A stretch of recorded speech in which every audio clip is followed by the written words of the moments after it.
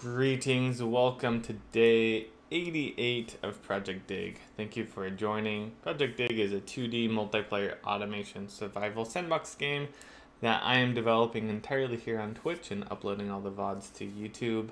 And we are continuing to slowly progress through our particle system.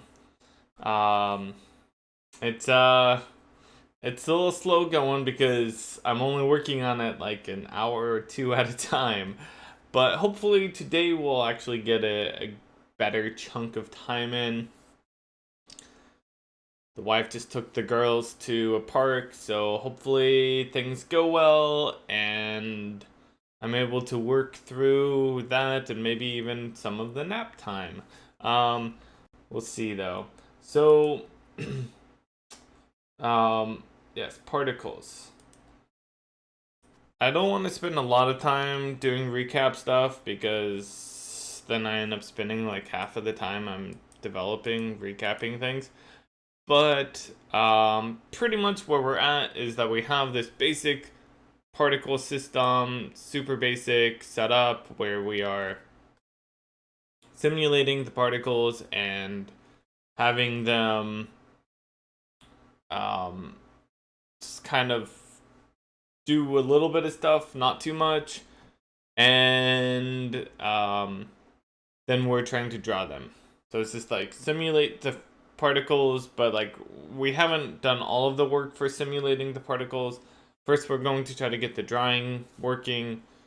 And in order to get the drawing working, we actually have to set up the particle stuff. And so that's what we're doing now with prefab so we can actually have a particle. So yeah, that's what we're gonna do now.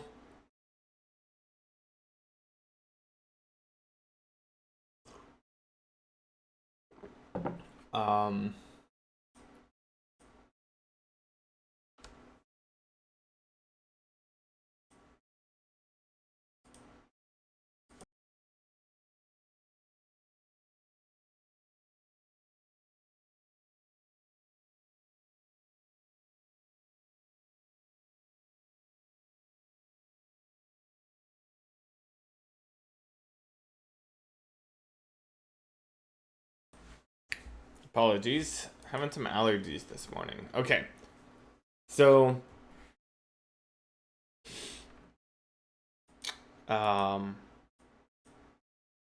we're setting up this emitter so I could say, hey, this prefab is an emitter and we pass in some data, and right now that data is nothing. It could be like I'm kind of, oh yeah, that's right. We could say, like, if we want in the future, we could say that this is a key or something like that.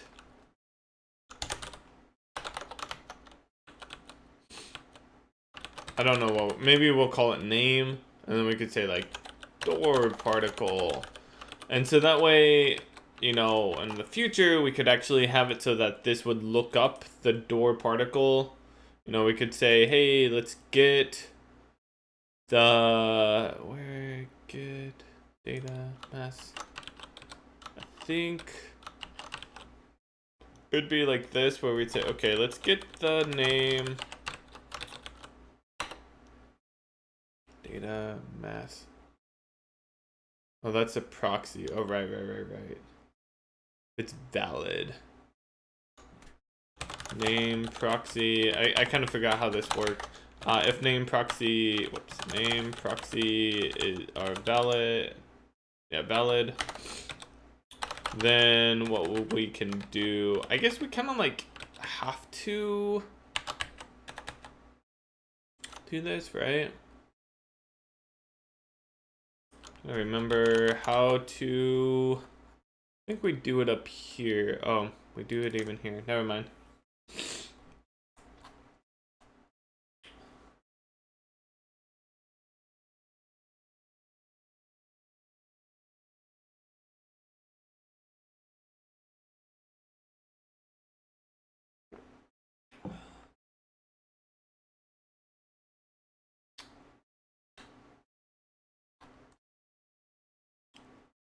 I was trying to remember.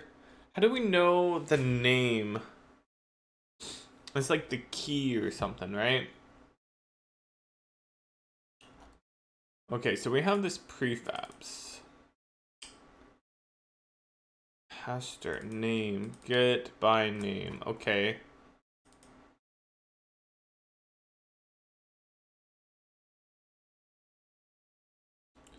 Prefab ID. Where do we insert this? Watch, load, prefab load. I thought it was up in here. Create. Oh, it's probably in the create, huh? Create the prefab. We set the ID. Okay, yes. There we go. Oh, I see. It's right there. So we don't write that to anything, huh? We have the prefab mapping. I was kind of wanting to get that. We do have the file path. So I suppose what we could do is say, like, this gets, and maybe we should make this be like a little getter function or something. Or perhaps we should store it. But this is essentially,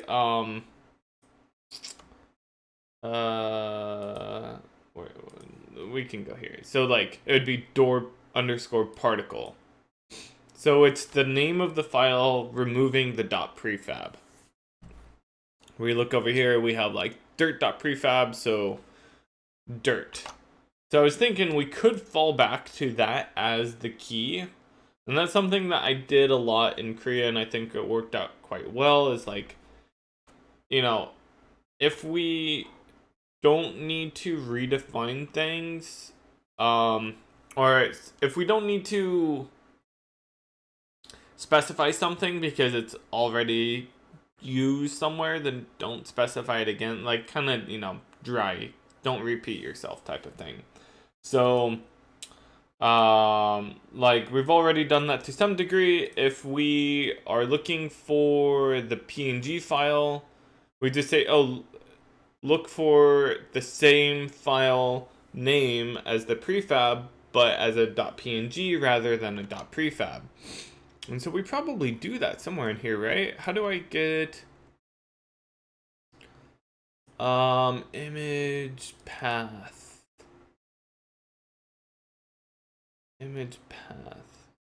So if it's valid, that's great. If it's not valid, oh, here we go. Yeah, we just do this. Wait. No, it's right here. The file path stem. I guess we'll do that. So we say if the name proxy is valid, then let's get the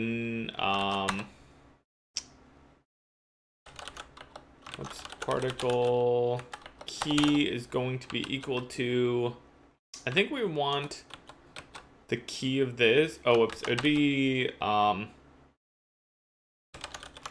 name proxy get as a string.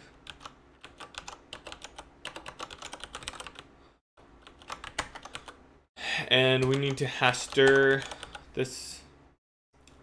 The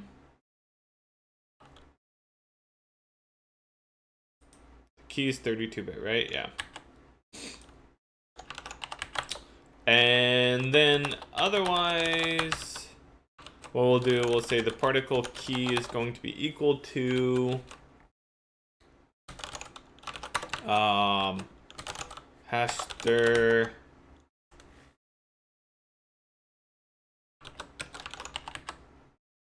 the stem generic string. Okay, so that will set the key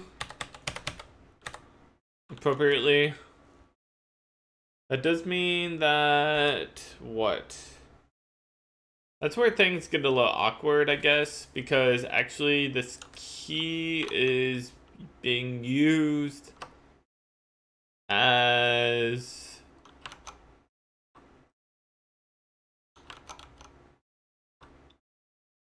So that's for the particle itself. Let's see here, component. So we have our particle component, which is kind of like a placeholder for the particle emitter. And then whenever it's on screen, the particle component gets turned into an emitter component. So what I was thinking of doing is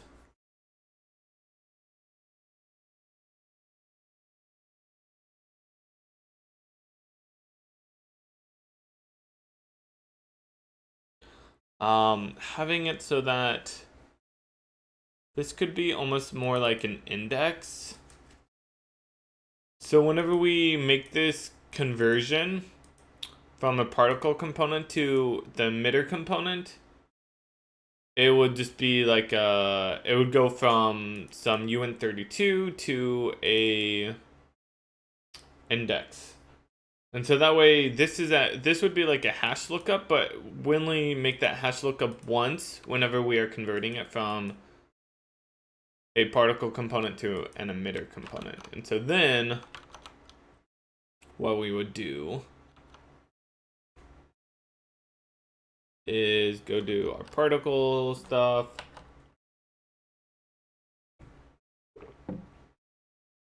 Right now we say we only have 100 emitters, which is probably not going to be what we want in the future, but for now, whatever. Wait, what is this? This needs to be a hash map, huh? Hash map. Right? Is that what we want? I think that's what we need.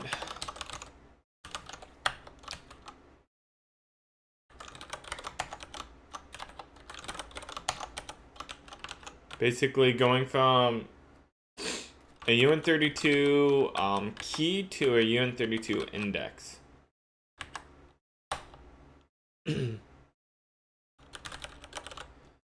Emitter mapping, something like that. Emitter mapping. So the good question is, when does this get initialized? Is that what, I guess, this particle...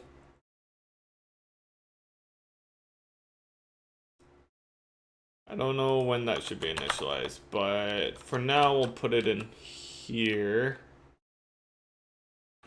We need to set the clear... Why is it clear? Empty. Empty. Set empty key, which will just be UN32 max.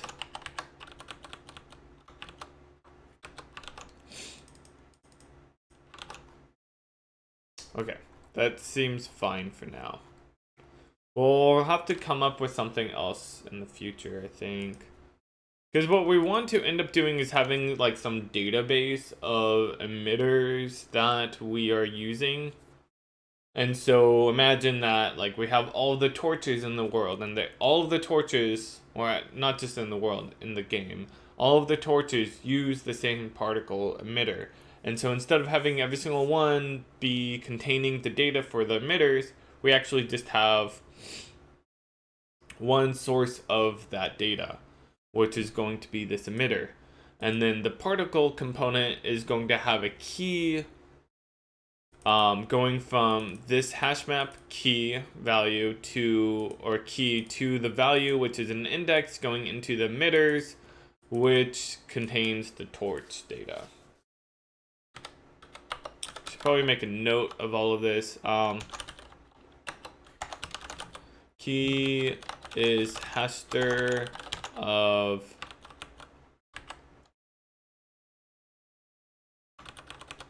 I'll just say hash of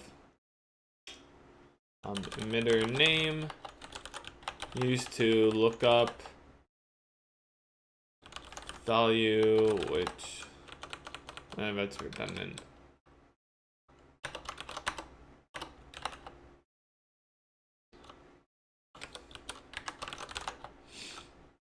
Is index of emitter in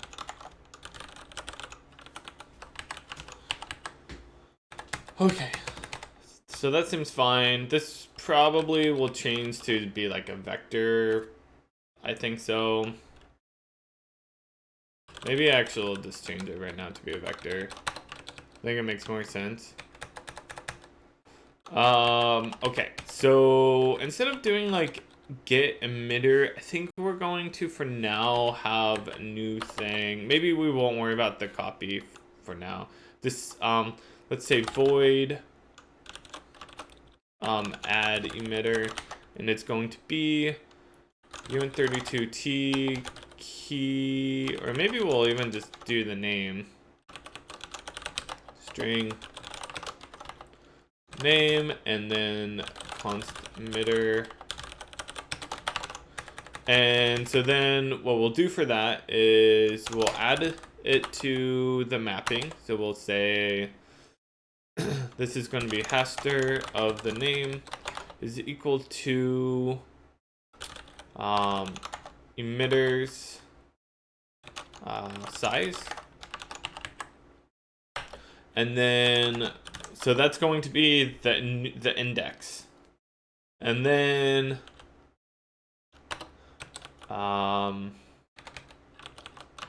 maybe this should return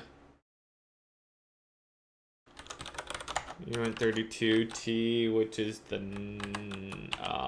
haster.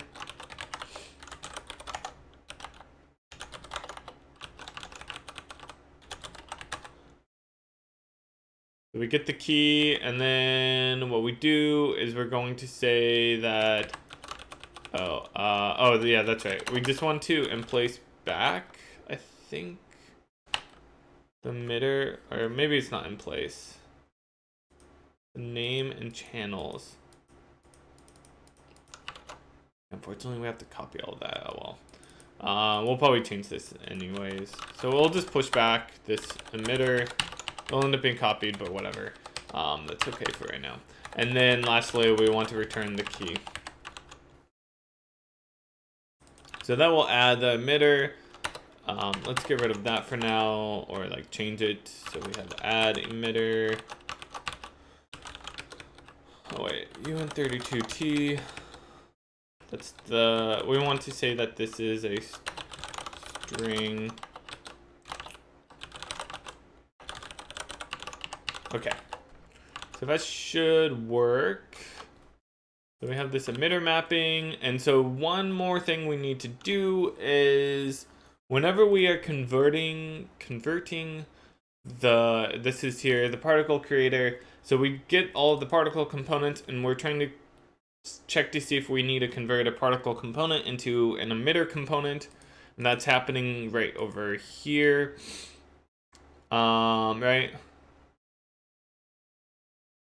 So we say add this component, and this is where we were just taking the key from the particle component and setting it to the emitter component, but we can't actually do that. We need to add in one more step, which is to look up the key and set it there.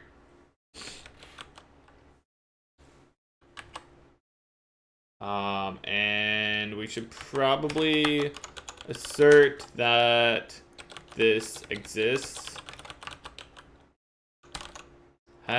contains, there we go, contains the particle key. I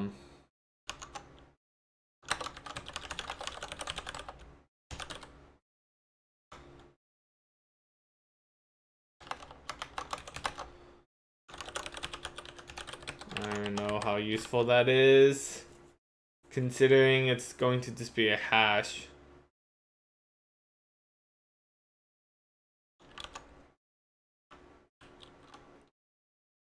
Hey, Dallas. The man, the myth. That's how rare I am now. What's up?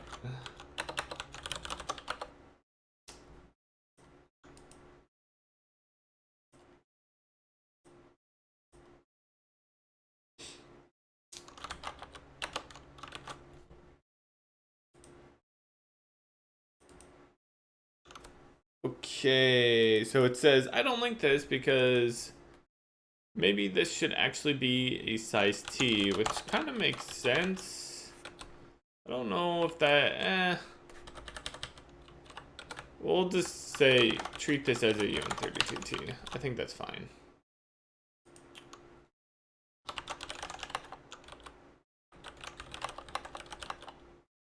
Okay, cool. So let's see if all of this compiles now. Oh, actually it won't. We need to go over to game.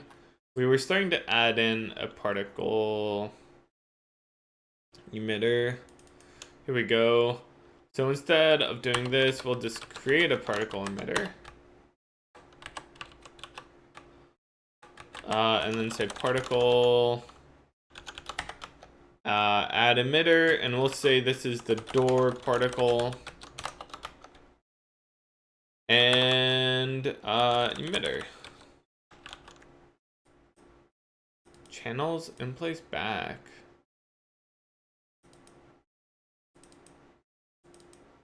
What was I doing here? What is this?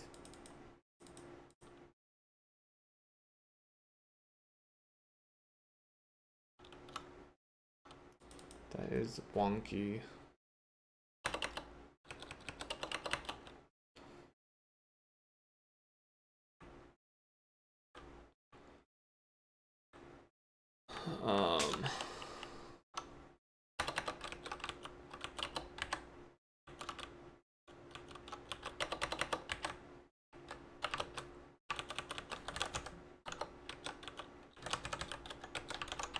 Okay.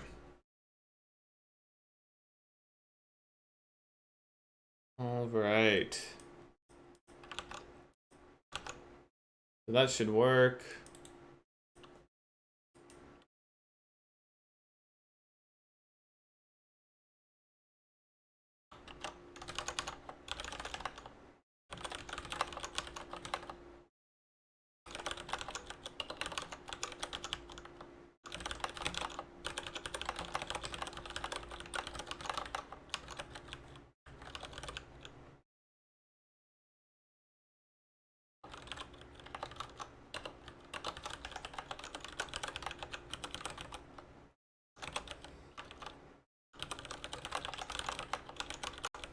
Sorry, chatting on the side here while waiting for this to fail.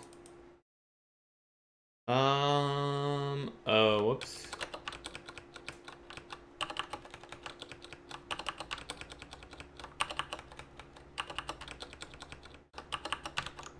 Fix that.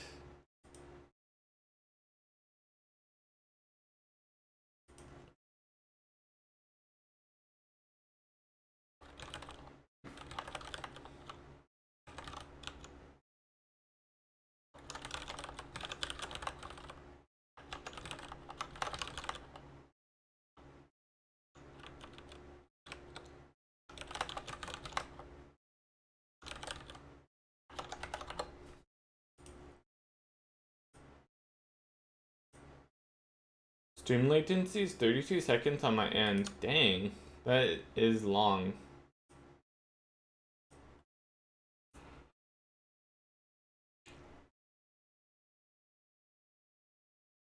I wonder if that's my computer or something.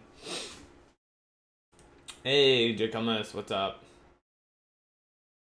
What's up? Getting close to 1 year. Nice. 11 months. How's it going? It's going. It's okay. Today's kind of a tough day. I honestly didn't think I was going to get to stream, but Kelly is being a beast and taking care of the girls. Last night was kind of tough with Amy, the newborn.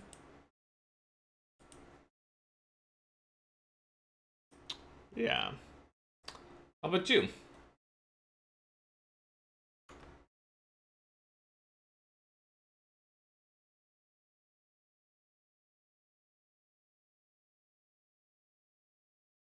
You know, this is probably could be improved upon.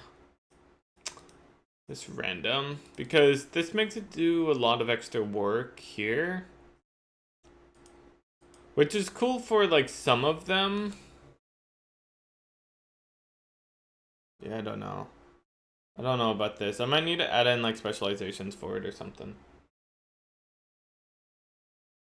The young ones, they're a handful. Yeah. Two kids. Well, it's a 2.5-year-old and a newborn is a lot of work. It's almost like 2 full-time jobs.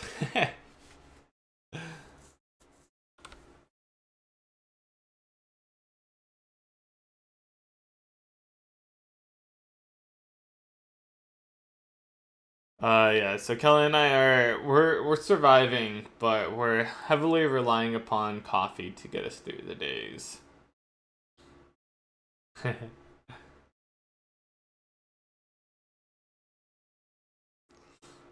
um Got all of my stuff delivered to me yesterday. All of your stuff. Oh yeah, you moved, that's right. How was your move? Oh whoops. Need that. Okay, hopefully this doesn't have to recompile everything.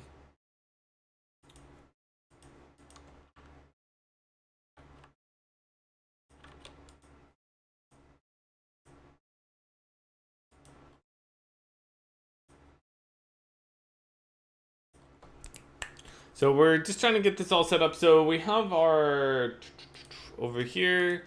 We have this. We could actually get rid of that, and I think just have it be empty. So this is our door particle prefab. It should be able to find it and load it up. And then we also add this in. So that way, whenever we are trying to convert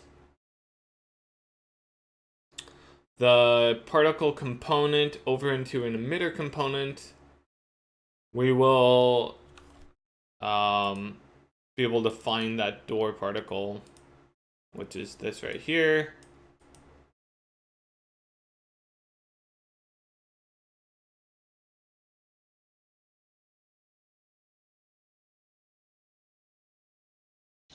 I'm a bit annoyed with the people delivering my truck as that's not here yet. That sucks. Hopefully soon.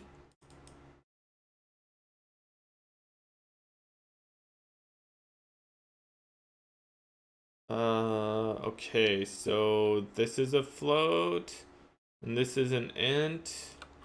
So we just need to say cast this to a float.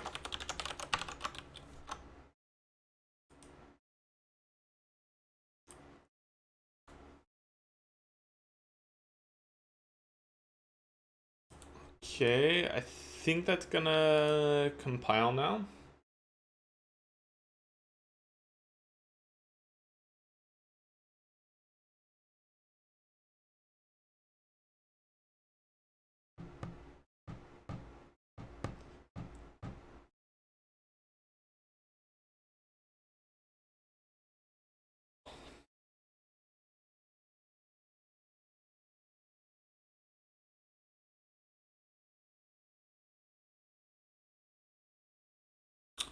It's just, doing its thing. All right, there we go.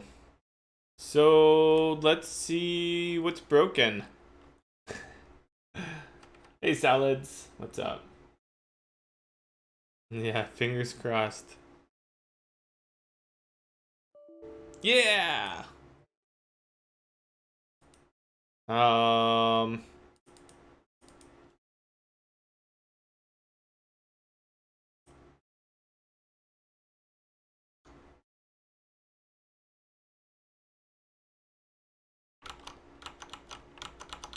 It says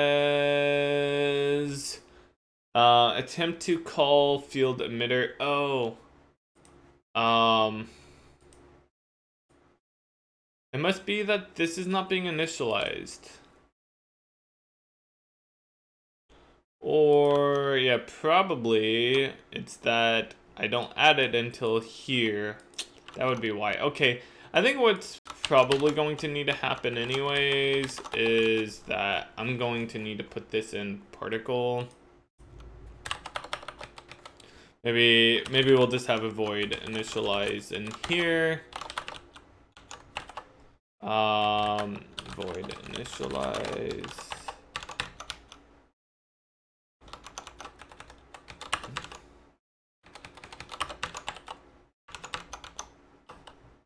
And then up here, before we use it, particle initialize.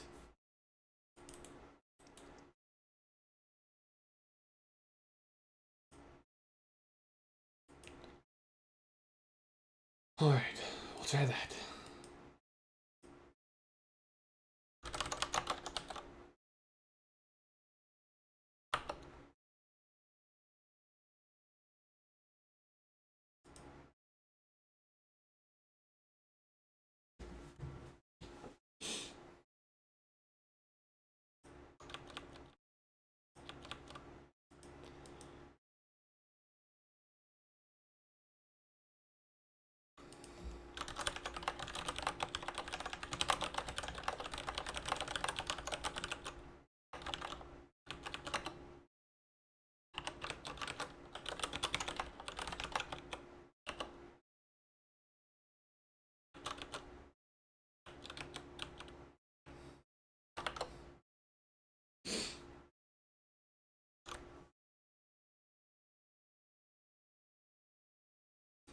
Okay.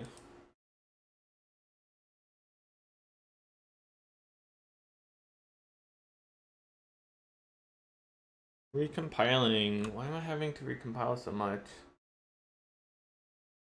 Particle.h must be used in a header file, huh? Yeah, it's used in component. I wonder if there's something I could do to fix that. I guess that whenever I change that, so that would just be an int, then that would help a lot. Yeah, I really need to come up with a better solution for this. I was trying to get Andrew to tell me what I should do, but I think he's a little busy with other things.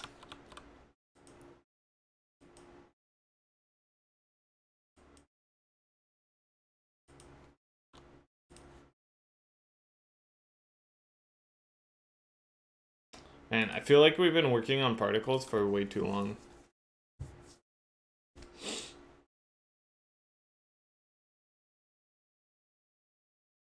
Look at that. Once we finish particles, well, yeah, so after particles, we're going to... We only have a handful of things left before we can start, like, messing around with the game. Hey, there we go.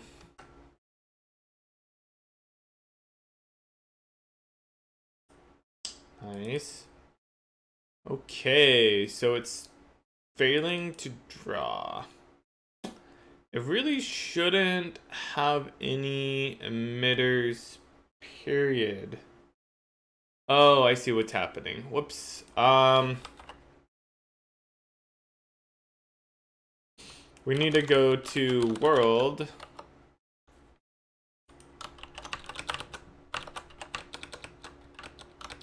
We have our particle component and emitter component. Both need to be added. Emitter component.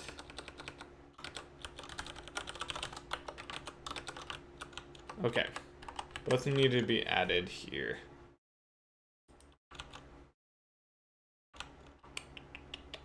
I don't have a new world component, right? Yeah, I don't. Not right now. Okay.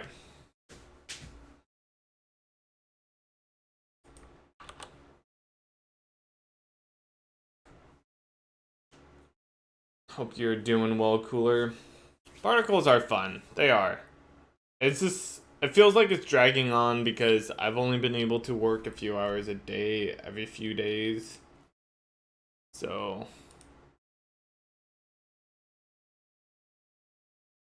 okay, cool. So this isn't crashing, but do we have it? So I don't think I finished the P to create particles, right? P. Oh no, I did. Okay, cool. So let's look at that. So if I press P, then it says let's create this new entity. Let's get the transform, and it fails. Because it does not have a transform component.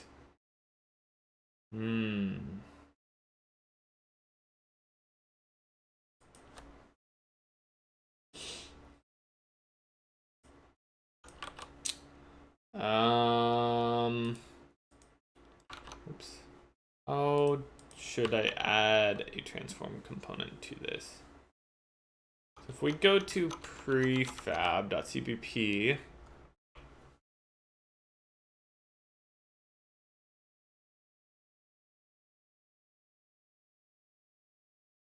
where's the transform component? Where does that get added in? Right here?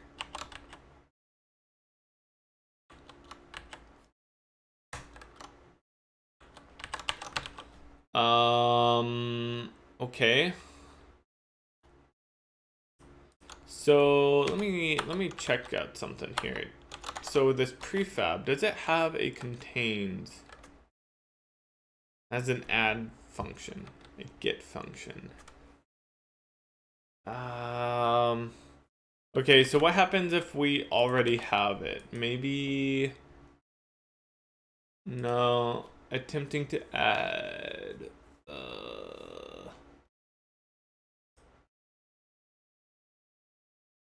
we have the bits. Okay. So we can, I guess I could easily add in a check, huh?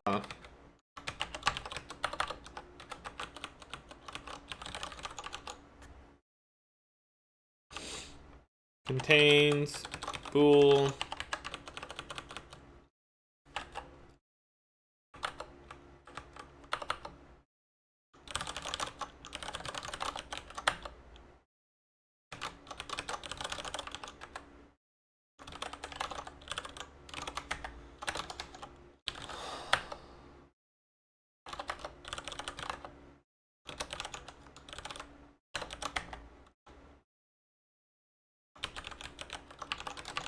Okay, so what this does is it tests to see if that bit has been set for this. And if it has, then test. That means we have it. Wait, what does this do? It says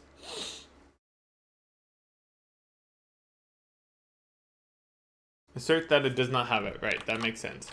So we can change this to just be contains T. So we want to say it does not contain T. And if it does, then we run into an issue. So that just is a little bit easier to read. And then we set the bit. So I like that because then what I can do is say if we do not have, if not contains, if prefab not contains transform component, then add it. And we actually don't care about the result. We just want to add it. We don't need to set any other information. Okay, let's try that.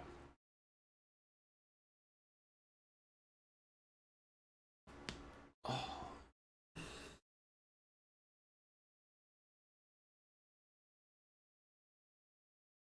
I might want to do something where we basically do this, where we say like, hey, if we already can, like, maybe add in a like add or get function in the future, which is like if we already have it, then return the thing that we have, and if we don't have that component set yet, then add it in. I could see that being very useful. I think I'll just go ahead and, well, we'll test it. We'll see things break and then we'll add it in. Yay!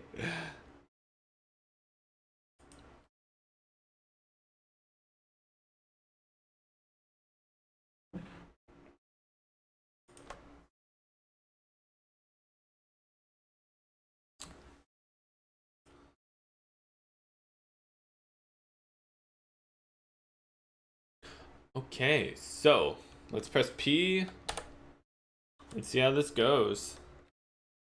So we should have the transform component. No? No, really? Okay, let's do this. It does not contain it. Retry. I meant let's retry that.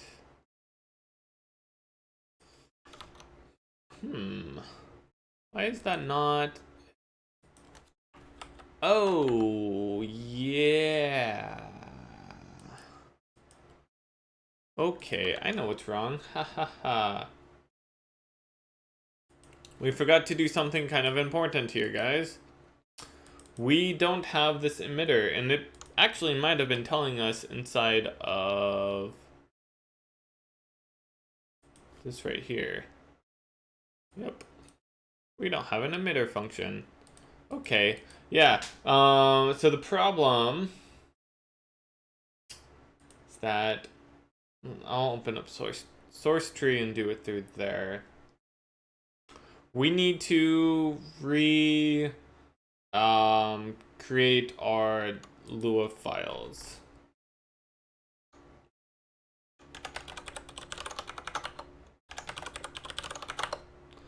Okay.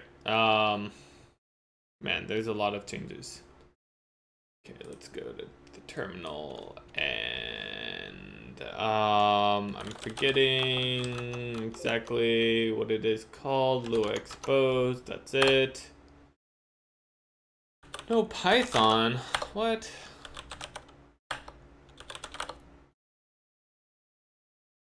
Okay, let's try this other way.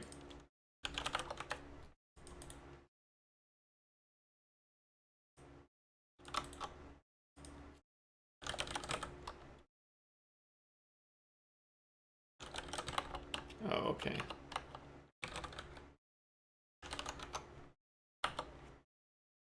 Oh my gosh. Hold up. We're gonna need to recompile a bunch of stuff, so I guess now is a good time to go to here and make this change. Let's put it right here. Let's call this, let's say tref add or get. And why am I doing lowercase here? Or whoops, add or get.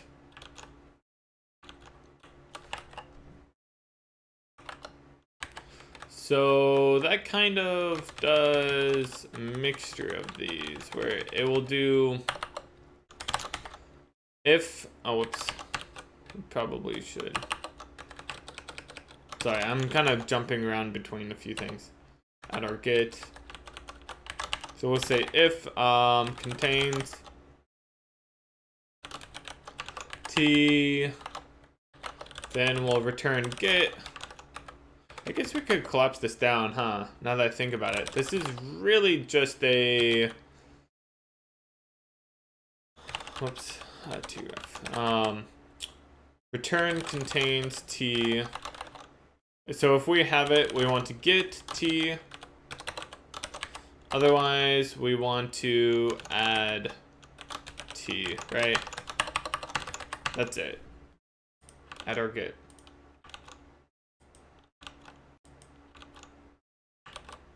Yeah, that works. Okay, so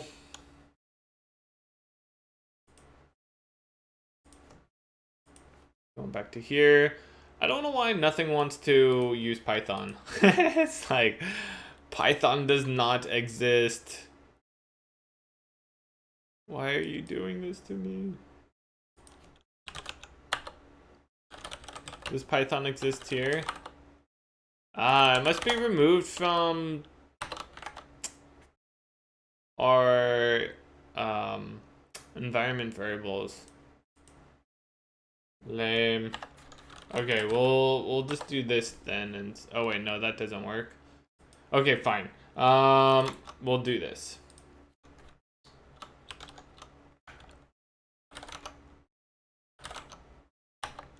This will work.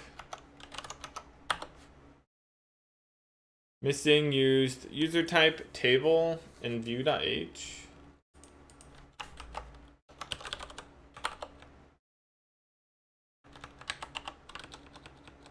It shouldn't be complaining about that because it's a sole table, huh? Oh, we can ignore that, but that really shouldn't be complaining. Okay, so that just recreated, so we should be able to see and user type, where's our prefab? It's not going to be in there. User types is probably in here. Prefab. There we go. So now we have this emitter function. Okay, let's build.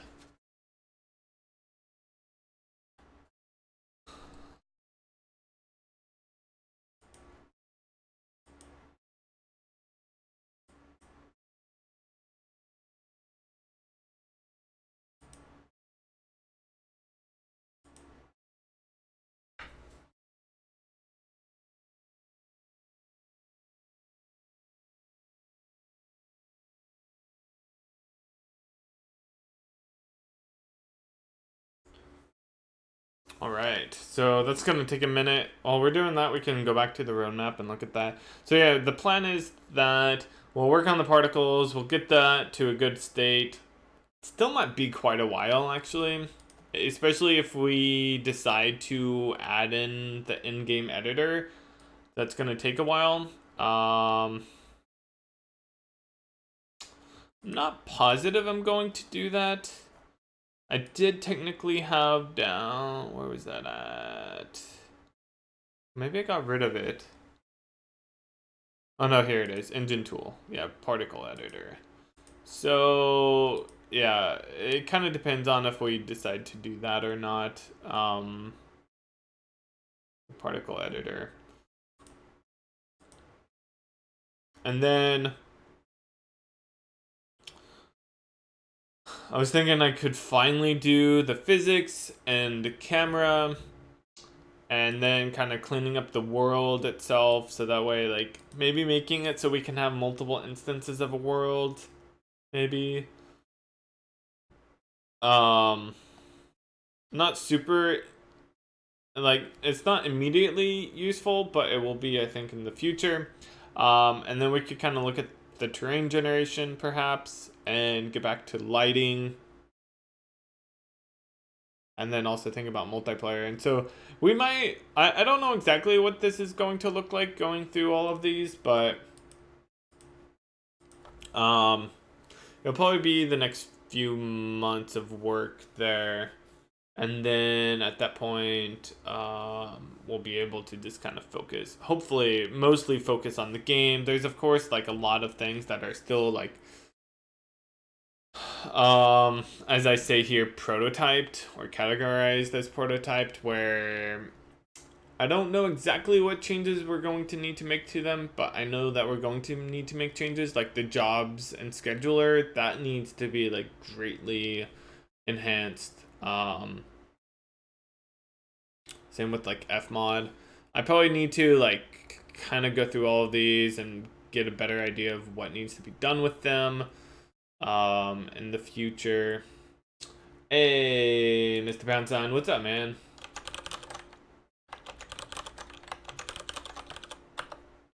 Hey, hey. Yeah. And like some of them are really close to being done where we probably don't need to do much, such as the user interface. Yeah, the user interface is actually like really solid, whereas the job scheduler is almost non-existent. So we would need to do a lot of work on that one. Same with, like Cellular Automata. Cellular Automata, we could probably play around with whenever we're prototyping things. The tile map, I think, is okay. I think so. Yeah. I don't know. These are, for the most part, I think, fairly good.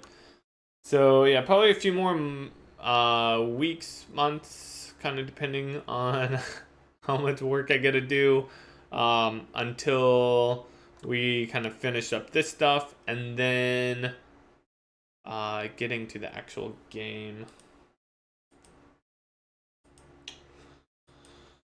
I'm doing all right. Just been super busy with the girls, trying to take care of them. Okay, so we have this working once more. Let's see if, or like we have it compiled once more. Let's see if we can create a particle. Okay, great. We did that. Now, let's go to our world. So that's going to be created, well, I guess we don't care about that. Let's go to particle. And what I want to do is look at it right over here.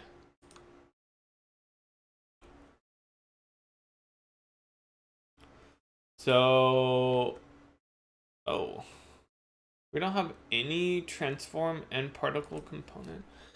That doesn't seem right.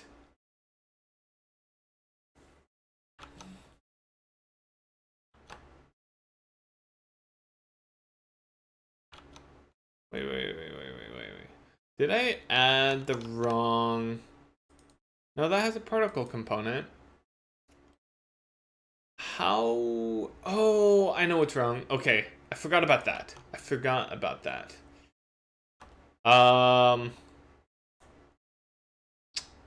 Right. Add query group. I need to add in a query group. I need to make it so that this happens automatically somehow. But we need to add in this query group which just says like, hey, track these component, like if we have a transform component and a particle component, then we care about that. And we want to be able to query that. And we also have an emitter component, and I guess that's it. Okay.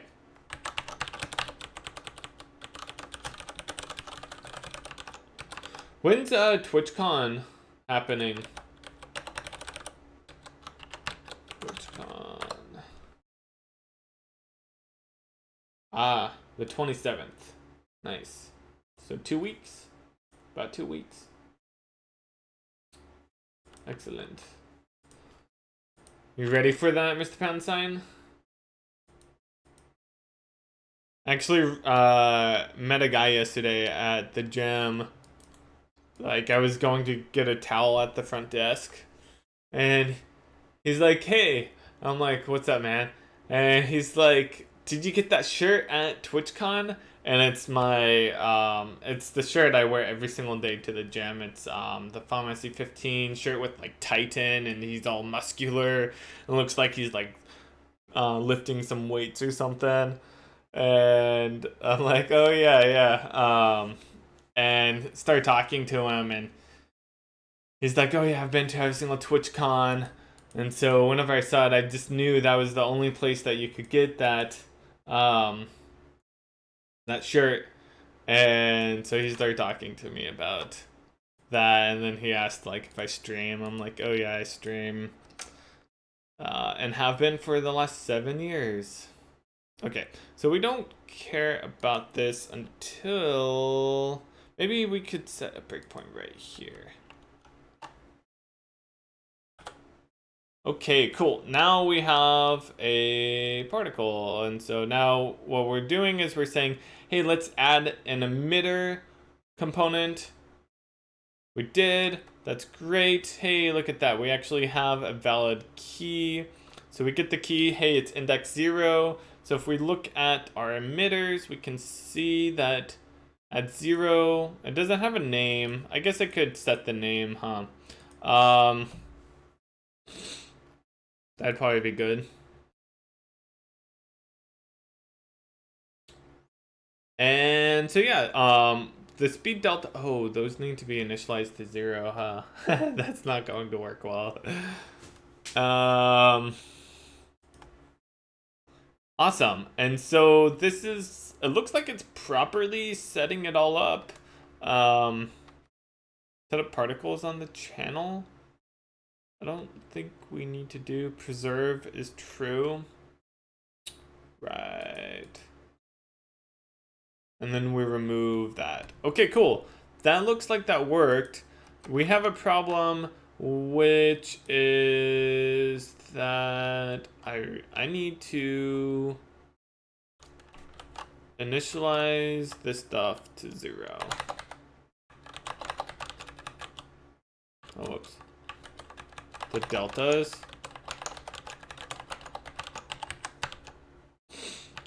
Kind of sucks that I now have to restart this or recompile. Is there anything else that I need to do? That's, I think, it for now. Mostly looking forward to it. Yeah, I think that's how I would feel. Like, part of me would love to be able to go, but it's also hard for me to justify, like, to convince myself to go to conventions because they're tiring and they're, I always get sick. Well, not always. I get sick very often from conventions. I think most people do. And also, like, TwitchCon was actually pretty good. Whenever we went. Oh no, I meant I mostly prepared. Oh, okay. Gotcha.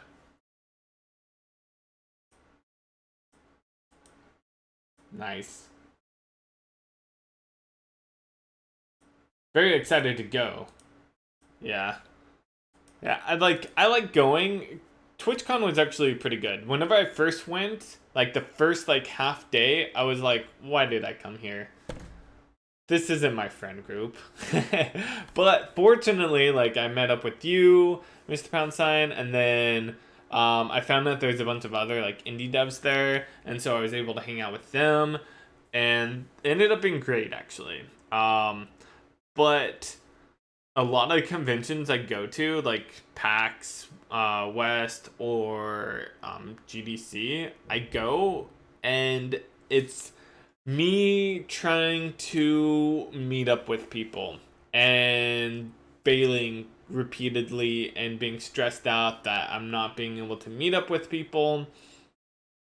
And I'm kind of not really part of any friend groups where I'm more, and I was kind of like this in high school where I'm more of like a floater where I just like hang out with some people here and then I hang out with these other people. And so I know a lot of people a little bit.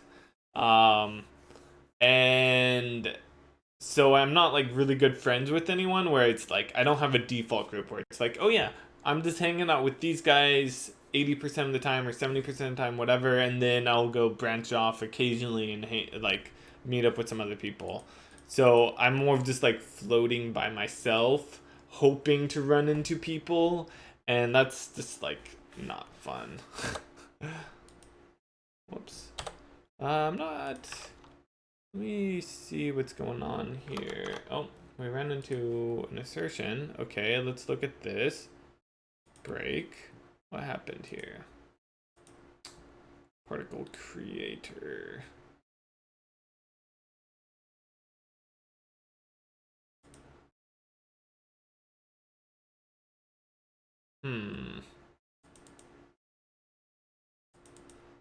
I think what might have happened, emitter UID is, I think maybe this got removed, this particle component, and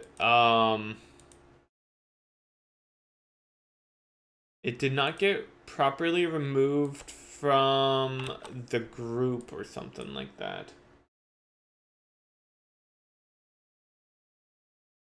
That's how I am, but I am super comfortable with that because I am an introvert. Yeah.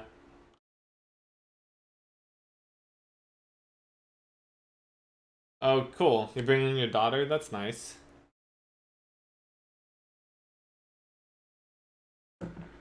That'll be fun. Oh wait, no, we do have the entity groups. Okay, maybe I need to break into that to see how that works out. Let's try.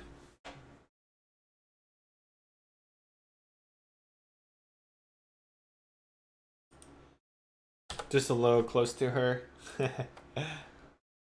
Okay, so we have this entity, and then we say, hey, let's go through our entity groups and look to see if the key has this SID.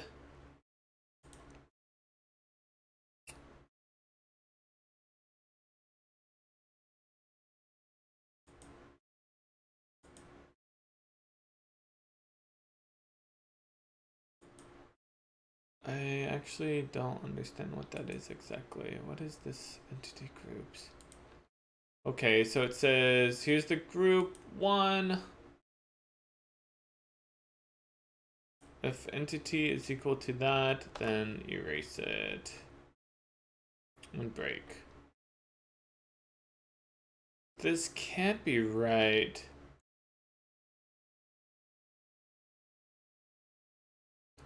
I'm actually a little lost here at the moment. Let me look at these entity groups. Someone is here at the door. Let me go get it. I'll be right back. Alright, I'm back. Hey, look. Got a new pixel. Well, actually, it's refurbished. We're getting a replacement for our current one because the current one has some glitch. Like, I guess a lot of the Pixel 3s, which is a phone by Google if you don't know, they have this problem where they can't focus properly. And so we got a replacement. Hopefully this works. Kind of lame. Should have got an iPhone.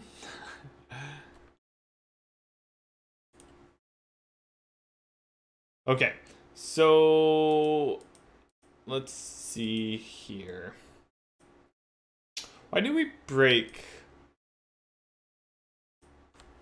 Oh, we break out of, okay, sorry, we only break out of that loop. That actually makes sense. Okay, that makes a lot more sense. Test the SID. Key.test. Oh, these are the bits. I see. Sorry. This is the bit field. We're testing it. We don't have 8, so this is going to fail. Okay, this makes a lot more sense.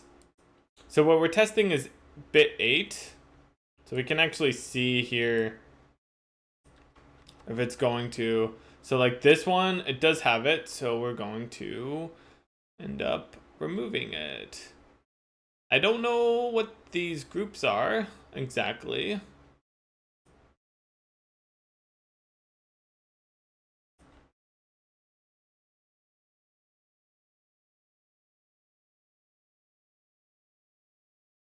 It looks like it got rid of the groups, so that's good.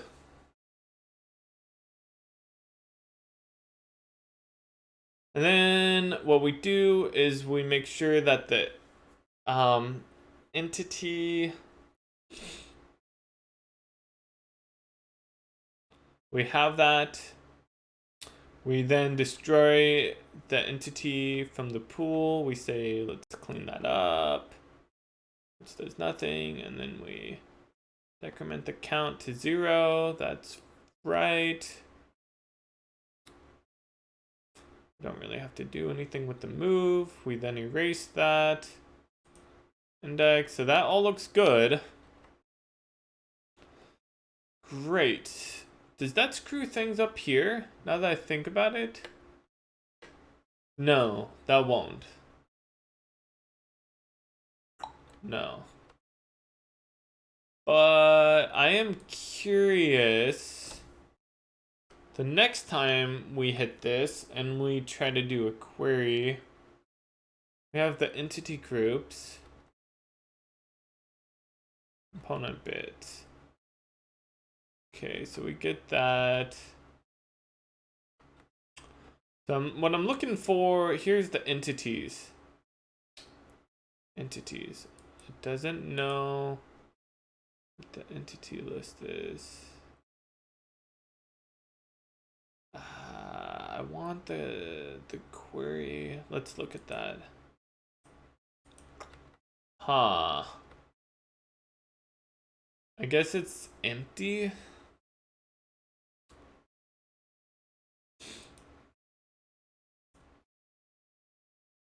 Okay. Maybe there's something going on in here. Let's try this. Okay, so this is finding it properly.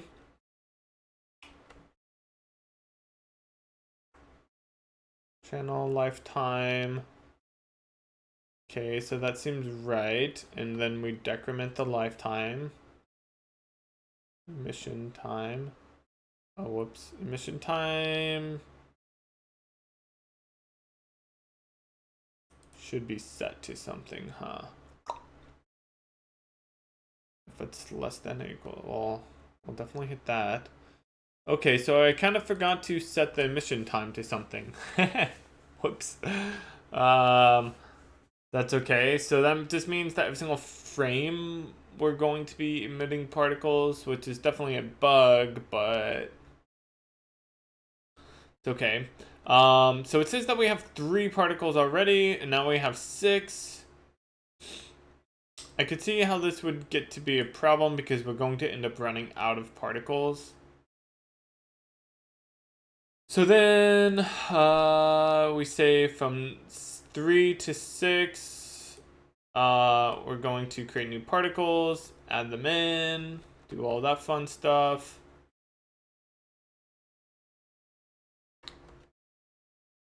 What's the position for these? 0. Position for the origin. Oh, whoops. I don't want origin. I want bounds. That's another issue. Okay.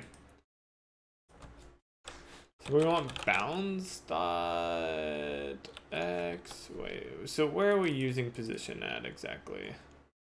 Just right there. Maybe what we'll do is this. We'll say bounds.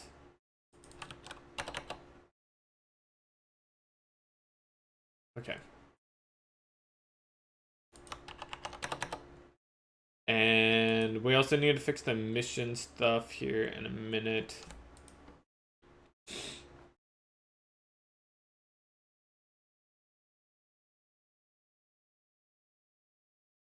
All right, we'll just stop. So emission time.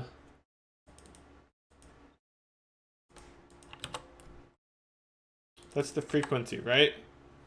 So we just need to get a random. The first one is the delay. So that's right. So we set that up properly. But then after that, if the mission time is 0, what we need to do is then set that equal to the frequency random.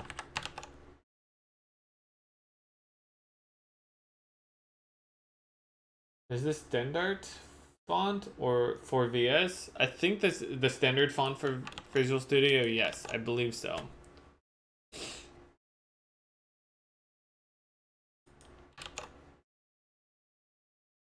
Okay, so that should be good.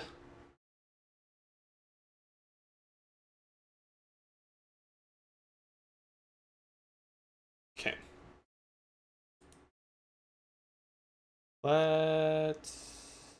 Let's compile this again and try.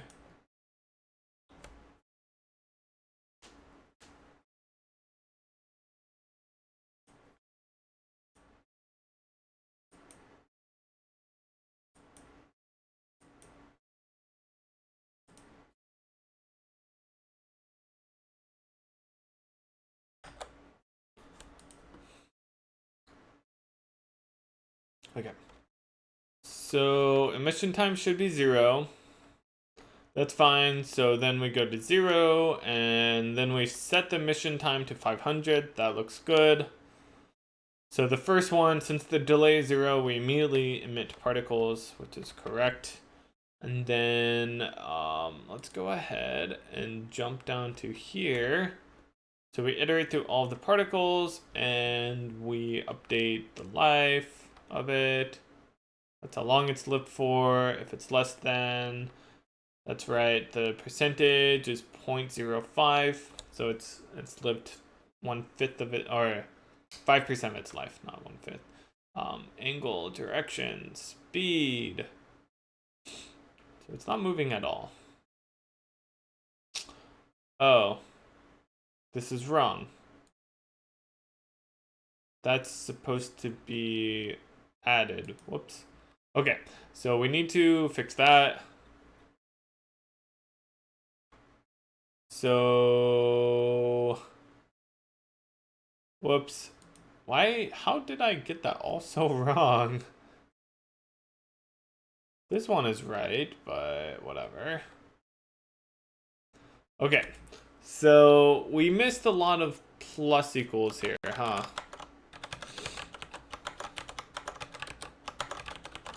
Okay, let's fix that.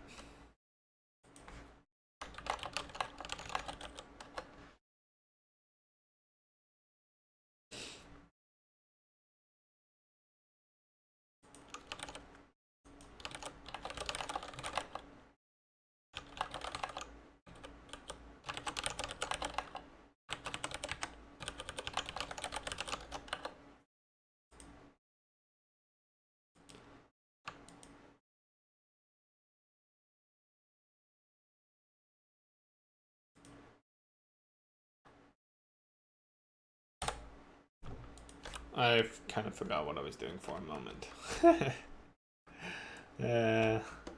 Okay. So angle, direction, speed is 3, and we just don't add anything, so it stays at 3. Scale stays the same. Then what we do here is we actually do move it. So 0, that means it should just moving on the x-axis, like 3 units, right? So this should be like 461 afterwards. Yep. And this will stay the same, 239. Yep. Cool. Go through that, and that looks great.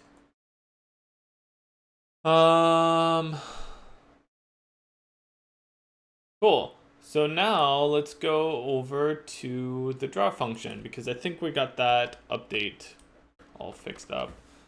So we just want to iterate through all the emitters.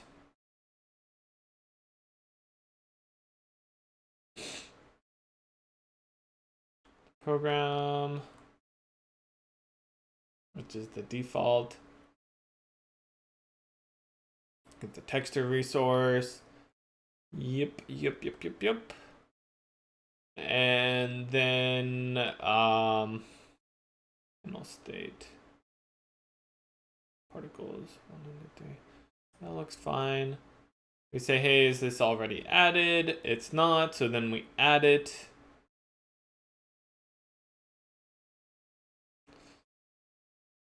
Particle count, and that's the particle data, which is right here. Great. So now we iterate through all the batch particles. We only have those 3 at the moment. So the particle count is 3. And now we want to try to render them.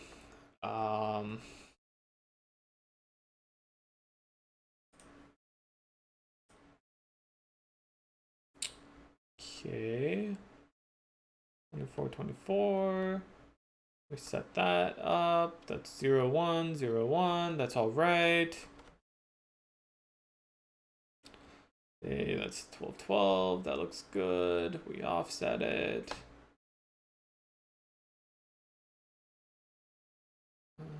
We create that translate. Then the SRT.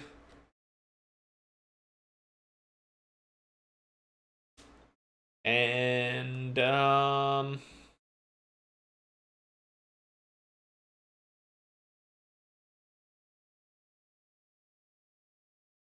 that all looks good. Let's see if we're actually rendering it at all.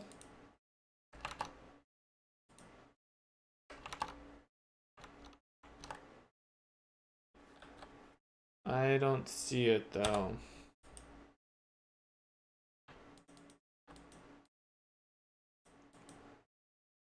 Did it crash?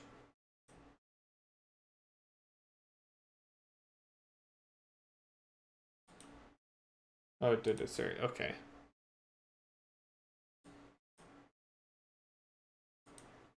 So what's happening here? Where is this coming from?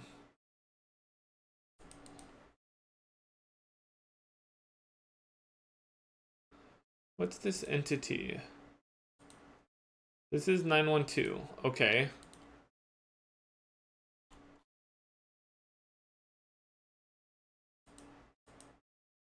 Is it because of this? That's what I'm thinking is happening, is that this is getting... Oh, that's it.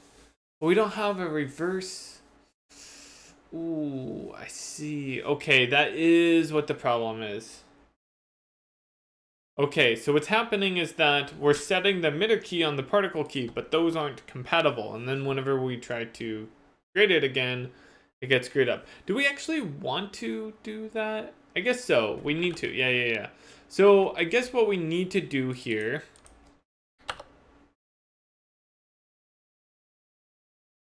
is this. We're going to put a UN32T and put the key on this. And then that's on the emitter itself. Emitter data key. There we go. Right. I think that makes sense.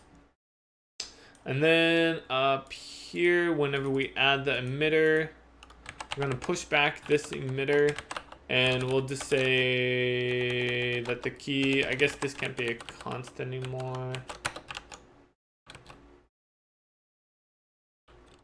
Or I suppose another thing we could do is say emitter is back.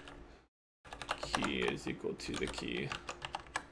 It feels weird, but maybe that's the best way to do it.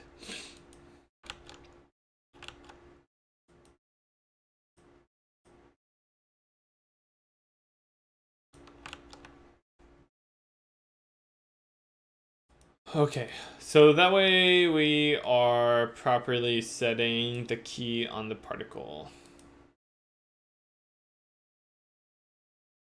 Another way we could do it, and actually while we're here, I should say...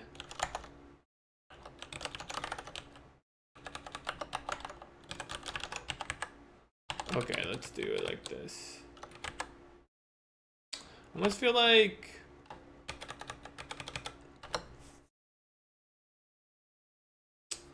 this could just take...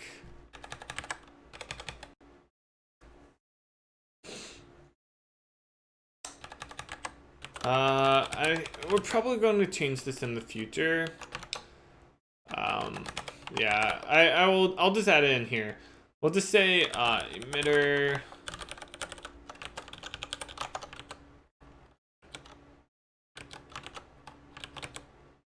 added emitter is going to be the back,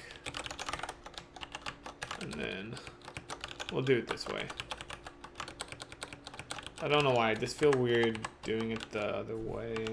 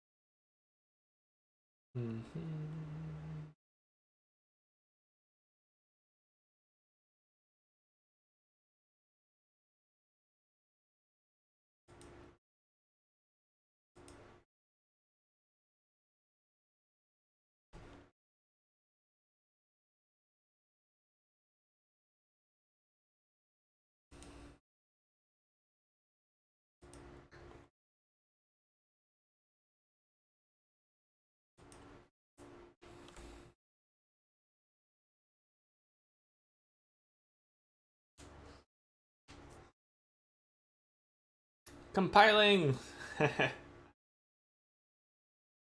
So how's it going, guys?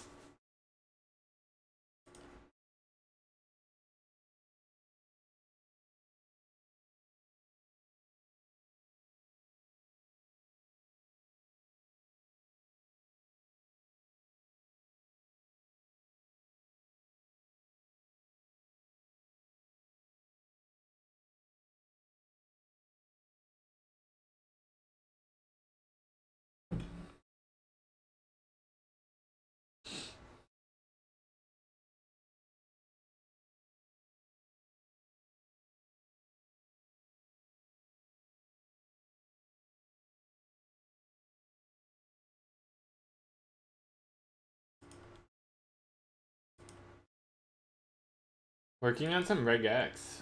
Fun.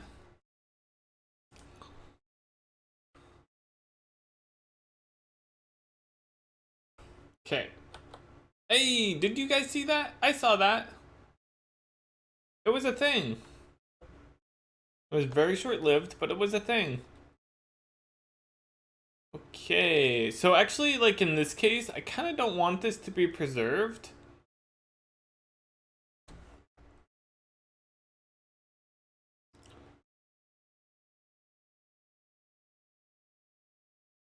It should go away after a little bit, right? How long did I tell it to stay for? But hey, it's doing a thing. That's a particle. um, we need to add in randomness because right now, like without the randomness, it's not too great.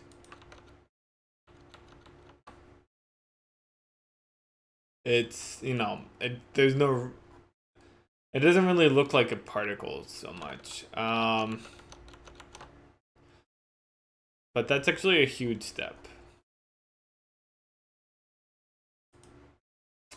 It should destroy this though. Oh, what's happening is it's bringing it back to life, huh? That's what's happening. It's preserving it. That's funny. I guess that makes sense. So it just keeps bringing it back to life. So what we can do here is say we need to get the particle component. So world get particle component for this entity, and oh, that's right. Hmm.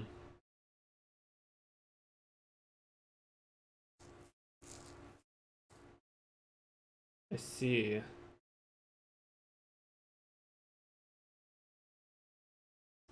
So I want to, I guess what I need to do in this case is,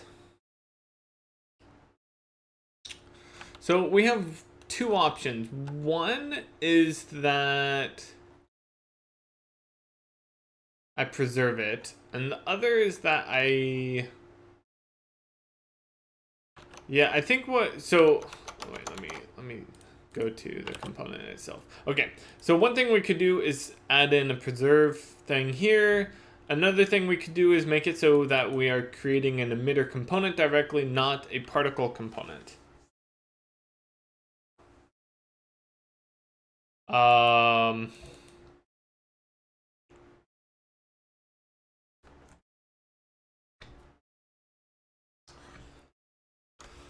Yeah, so I kind of want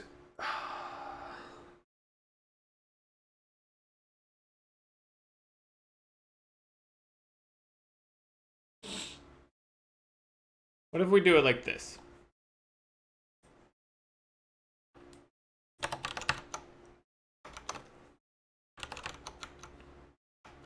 So let's go to our prefab. And let's go ahead and say that, so we actually don't even use that. For the emitter, let's say that this is, it adds an emitter component. Oh, we do use the, oh, whoops, sorry, my bad. Emitter component, or maybe what we'll do is this. We'll copy that. We'll say this is a particle.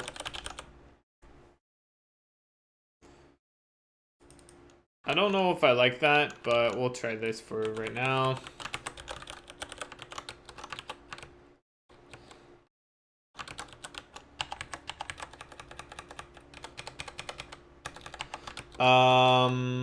So we need to add in one extra step here. So let's call this emitter. And what we need to do is, oh dang, I guess I need to go to the particle. This is one thing I don't really like about this, is that suddenly now I need to worry about the particle stuff in here. I guess I kind of already do that here. I'm not sure if I like this. Include system particle. But what I need to do is add in a new function in here, which is like UN32T get emitter key.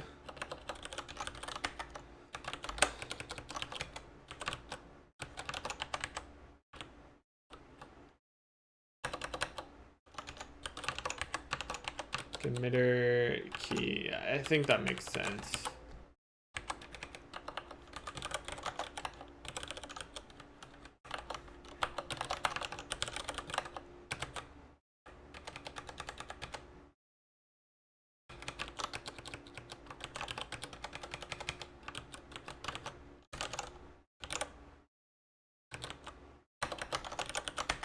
I guess that should actually be called name. And we need to assert that this exists. Whoops.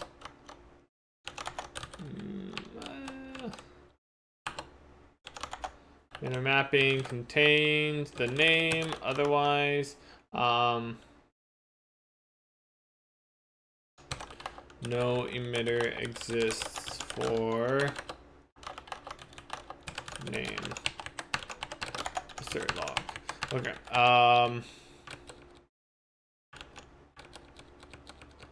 That should be good.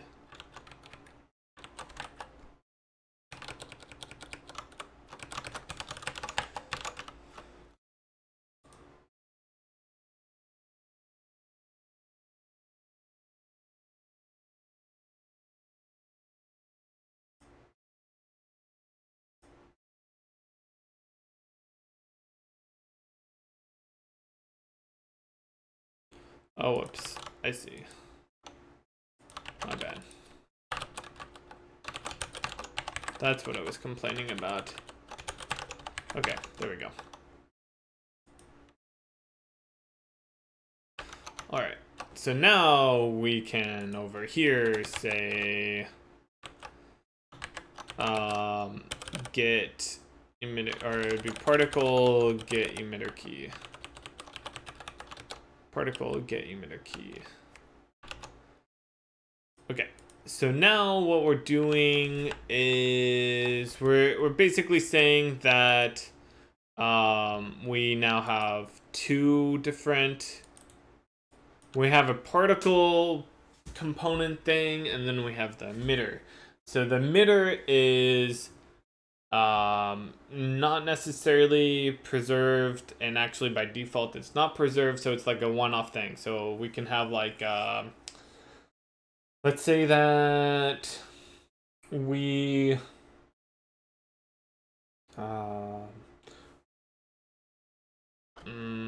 let's say that the player dodge rolls or something like that, and it creates like some dust particles. Those dust particles would be a new entity that's created at that moment. You know, it's placed at the player's position or whatever, and it, you know, plays, and then whenever it's done emitting those particles, we want that entity to be destroyed and just cleaned up. And so that's the emitter that needs to be, it's not preserved. So if we go over to the emitter component, we can see it's not preserved. So that means that it's destroyed when the particles run out. And then we have the other one, which is the particle component. And that's going to be used for things such as a torch. So we have the actual torch, which is some entity in the world. You know, maybe it's interactable, maybe you can pick it up, or you can displace it, whatever. And it's emitting particles whenever it's on screen. And so if it's not on the camera, it's not in the viewport, it's not emitting any particles, so it has a particle component, which is kind of just a placeholder that says like, hey, whenever this does get onto screen, let's start, you know, we, at that point, will, this particle creator will convert that particle component into an emitter component, and it will then, and it sets it to preserve it, and so it'll emit the particles, and maybe it will continuously emit the particles, and then whenever we get off screen, it will find out, hey, this is non-screen anymore, let's go ahead and convert it back into a particle component. And that's what, we don't actually have it yet, but that's what our particle destroyer will end up doing. So right now what's happening is that it is preserving the component, and so we create one particle, this door particle entity, and what was happening is it would just continuously preserve it. It would be on screen again, and then it would, you know, convert back into an entity component, or an emitter component. All right, so now whenever we'll just see this crash. Cool. I think the problem is that I have not added this in yet. So this here needs to now happen before we set up our prefabs at all. It's pretty much like up here.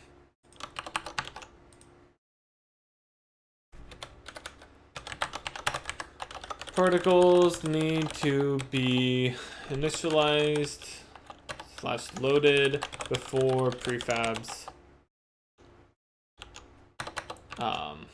Yeah. Okay, let's go.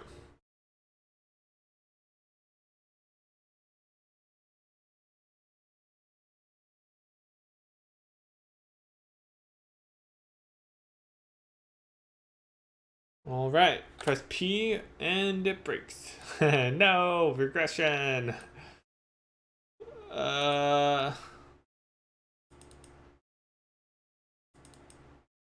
Query. Update. Protocol system. Transform component. Emitter component. So it has the emitter component.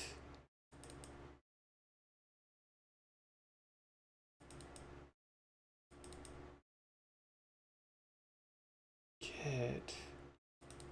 Oh, it's trying to get it up in here. I see.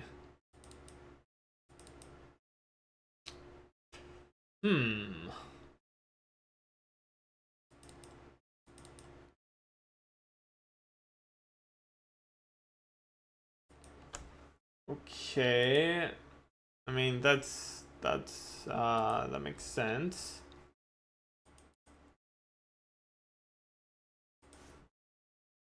What did I do wrong in here? It's not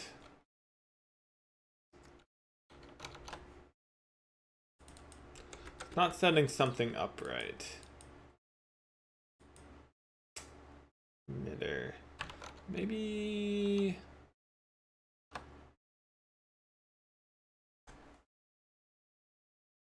I guess that kind of makes sense. We're not doing any of this stuff, huh?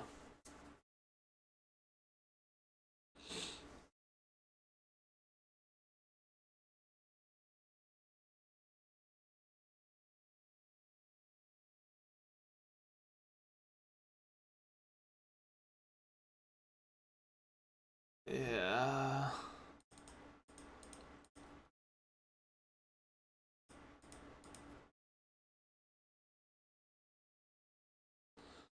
I wonder if this is the good way to do this.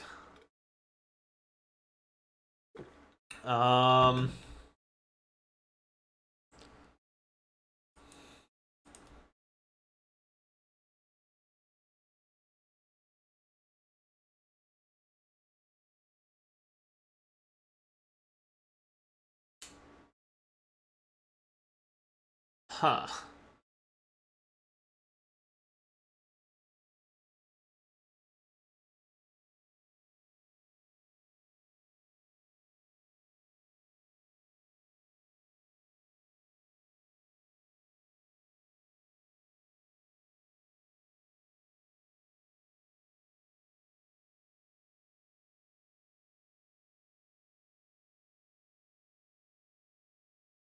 Do I just need to add this in? So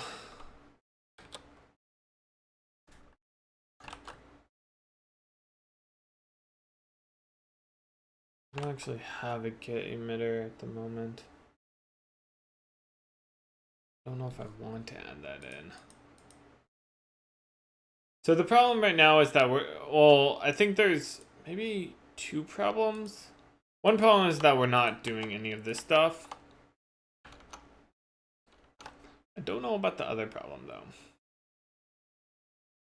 This should be okay. Okay, emitter key, it adds it. Let me run this again.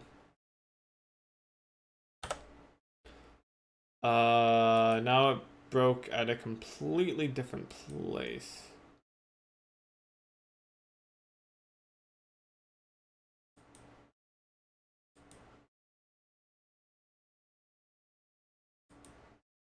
Try that again. What's going on now?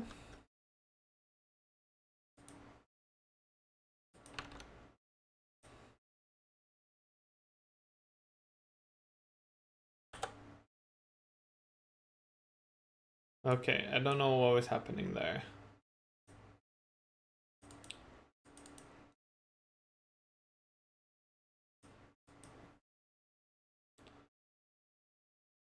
So, did something happen to this? That's what I'm kind of starting to think, is that we removed it. Maybe that's what's happening. Okay, let's do that. Let's retry. Why is it hitting this? I think this is something that Andrew actually found, and I thought he fixed it. Maybe not on this branch, though. I don't know what's going on there.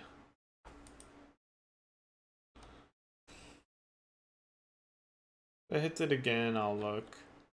Okay, what is actually happening? Break.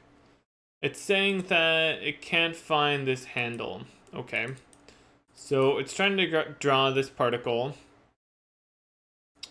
The program, this is vertex shader is 0, 0, 0. The fragment shader is 0, 0, 0, 0.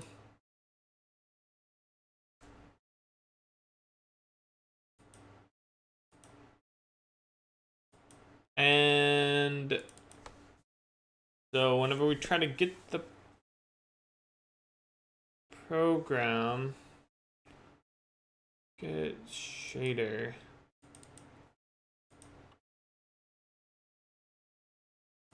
we don't have that resource loaded. Yeah, so I think that this was something that Andrew found, which is like sometimes it's not loading this stuff up properly.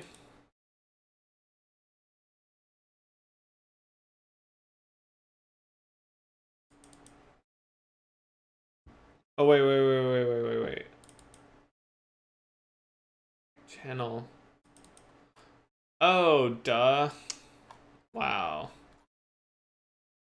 I know what the problem is. It's that we're not setting any of this stuff up. That is exactly what it is. Okay. So I guess for now, what we could do is say like emitter key.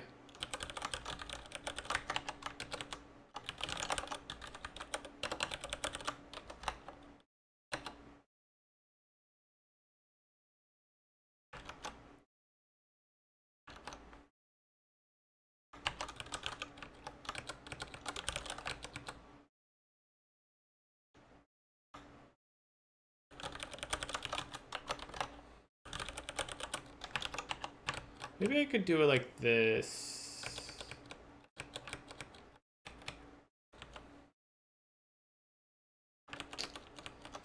Maybe we could do it like that.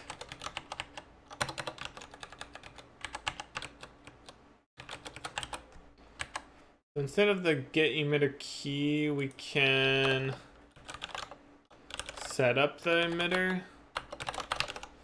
And that can get the key, and so we can do this part. And this will be our emitter data. Yeah, just the emitter itself. Maybe I should call this emitter component.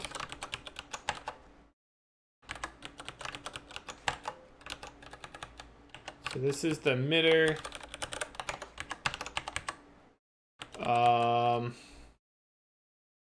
That's the, yeah.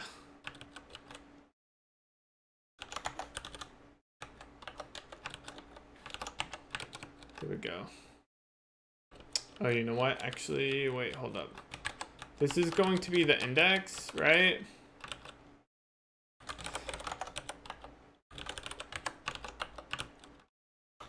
We need to, oh, I suppose we can do this here. Emitter component key. There we go. That works. And then the emitter is going to be set to, oops, S emitters, emitter key.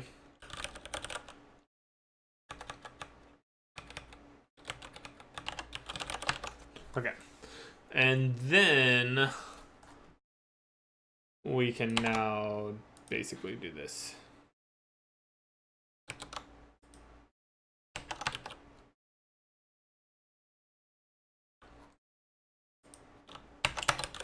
So emitter component, preserve. We'll leave that alone. So it's just false, right? Yeah. Yeah, we'll leave that alone. So it's really just setting up the channels. So this is going to be, oh, here, oh, this is fine. Emitter component, and this is just emitter.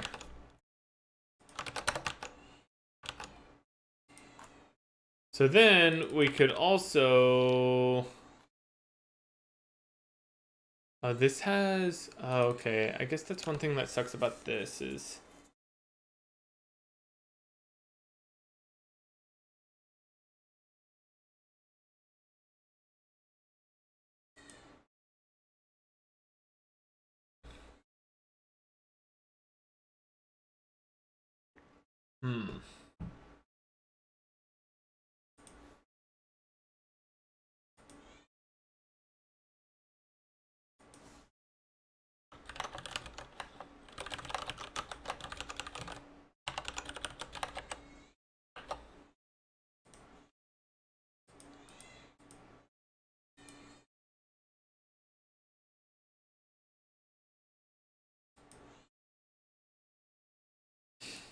Amy's bawling in the background. She is so loud. It's crazy. Oh, Emmy, my newborn, she's 4 weeks now. She grew, since she was born, she's grown 3 inches, and she's in, I think Kelly said, the 98th percentile for length, or like, you know, tallness. I mean, she never stands, but 98th percentile. Out of 100 babies, she's taller than 98 of them. Or 97, whatever. That's one long baby.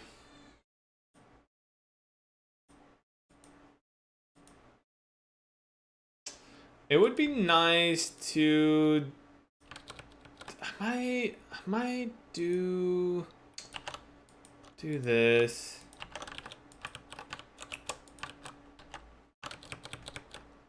I think I'm gonna do this.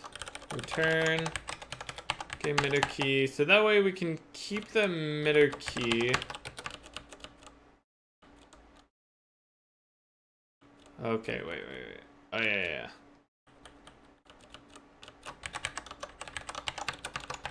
Okay. So then I don't have to do any of that stuff here. Which makes it so I can, down here, just say, let's set up this emitter component. We don't need the name anymore, huh? It'd just be the emitter component, which is, I think, in this case, emitter. Yeah.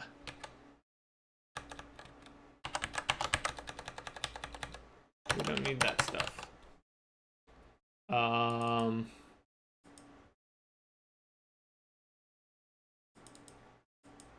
We have particle key.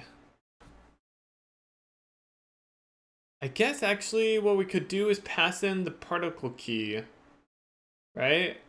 Which is going to be the haster. Yeah, okay, maybe that would work.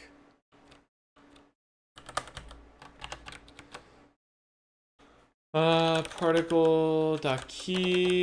So that's the haster of that.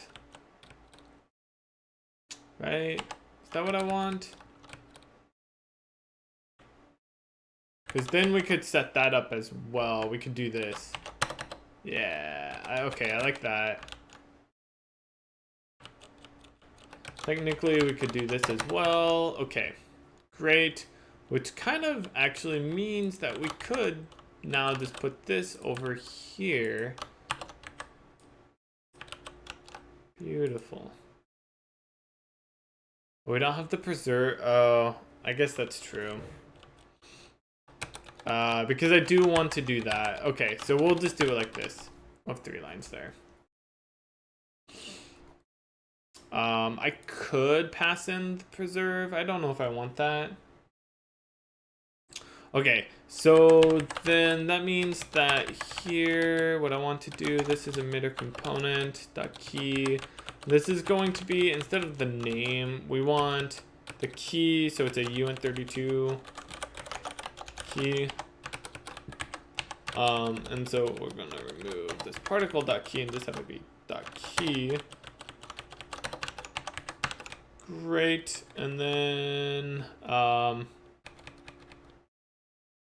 we'll get rid of this because I don't think we actually need that. We'll go over to our prefab stuff. So now what we want to do is just I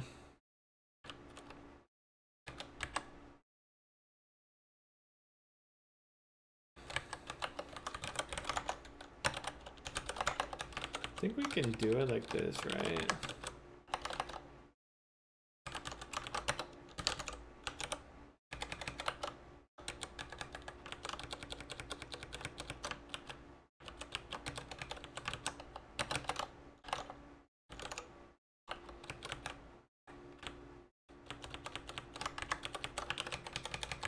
Suppose we could even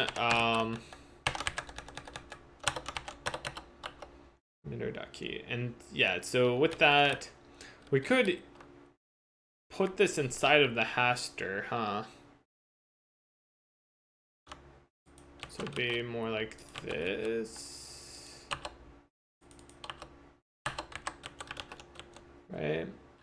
Yeah, sure. So then what we will do is say setup particle, setup emitter. Oh, whoops, I need to change the header, not that.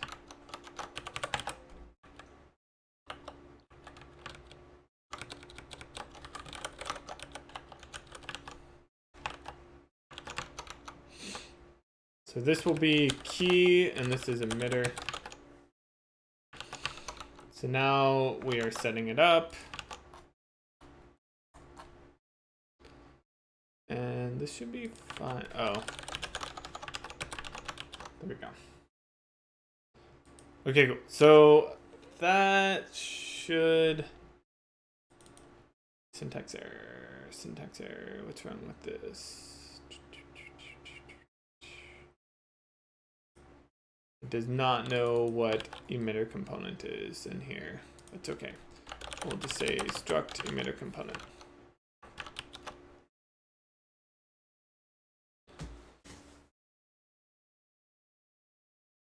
Okay. And let's make sure that this compiles fine.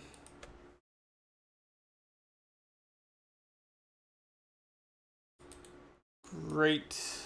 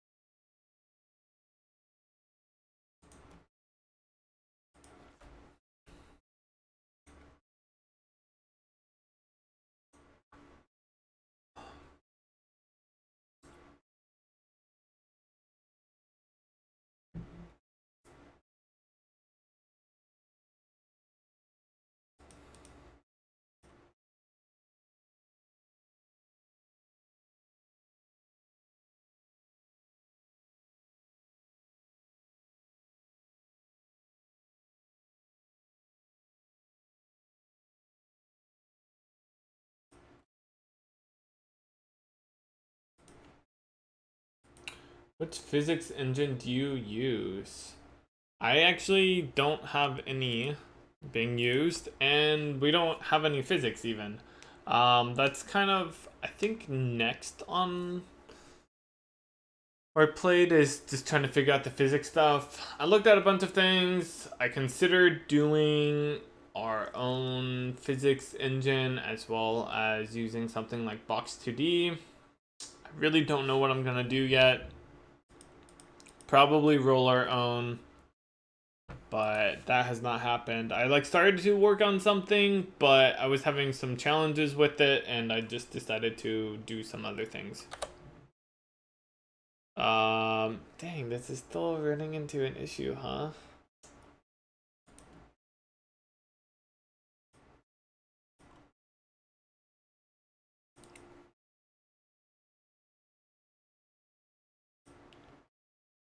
So the fragment shader and vertex shader are not being set whatsoever.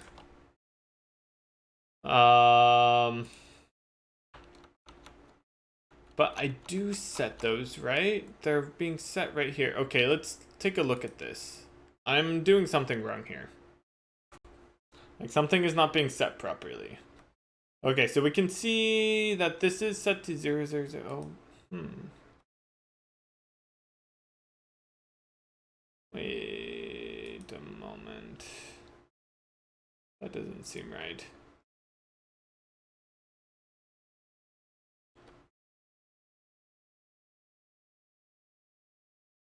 Shaders, no op.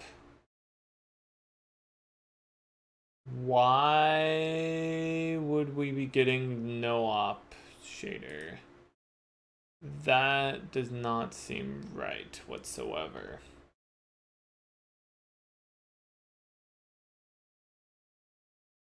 Render type is no op? Oh, dang, that's what I did. No. We haven't initialized the render system yet. Fail. Okay. So the problem is that I put that too far up there. Okay.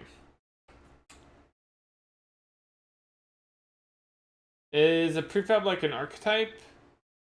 Trying P2 today. I've never heard of P2. If you want, you can share a link. Yeah, it's like a prefab archetype, I think is another name, or I called it just like content. Okay. Now we're hitting some other things. Requesting 0 vertices.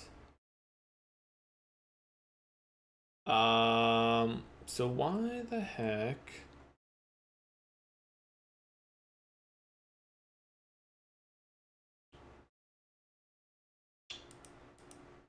Oh, I see. Okay. That's not so bad. We can say if we don't have any particles, so if, oh wait, I guess it would be in the batch particles, huh? Wait. Do we really want to add this? Batch particles group.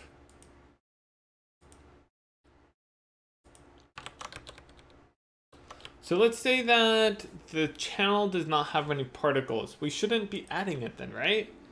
So I think we'll say if the channel state count, if not channel state count, then we'll just continue.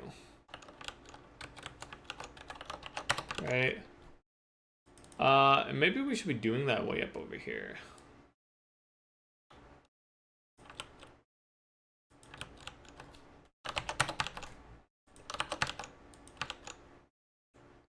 Yeah, that makes a lot of sense.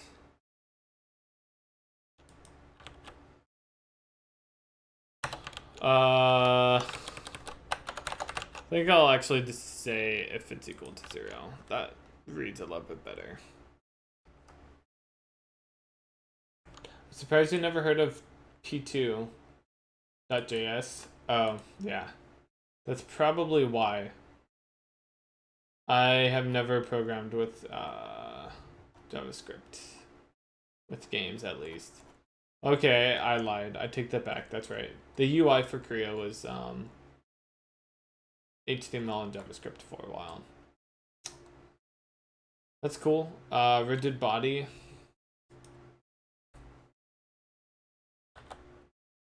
Hey, we got that working, and so now we want to destroy this.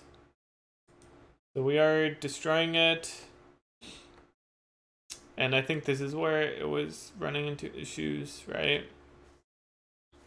I think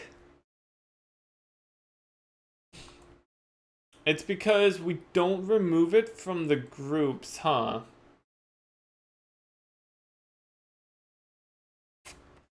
Yeah. Pools. Yeah. So that's a problem. Is that... Oh, I think it needs to be in the HPP file.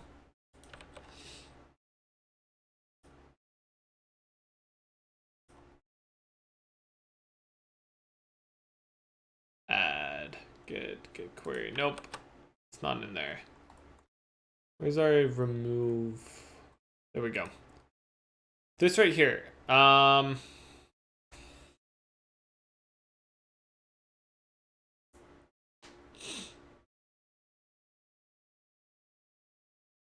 That's a problem. Is that if we destroy an entity, we need to make sure that that entity gets removed from the group.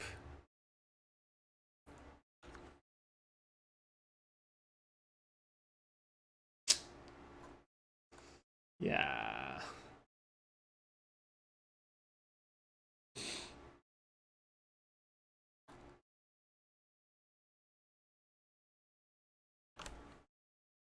That's not happening right now.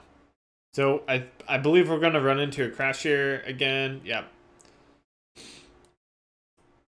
Because this entity does not exist. So what's happening is that when we try to get this, we do this world query. We say, hey, give us all the entities that belong to this group, the transform emitter component groups, or group, sorry. And it says, oh, we totally have this entity, you know, that door particle part of that group. And then whenever we try to get a component for that entity, it says, oh, actually, that entity does not exist. And that's because it doesn't exist. We destroyed it. We just didn't tell the group that it's part of that it was removed. And so what we need to do is... what's the best way to do that? So it needs to happen in this function, right? Or kind of. It's kind of like we're removing the component, but there might be a more efficient way to go about doing that. Remove, contains, deactivate, destroy. Where's the destroy function? There it is. Okay, so if we have free indices, oh, sorry, no, we push back that. So entity bits.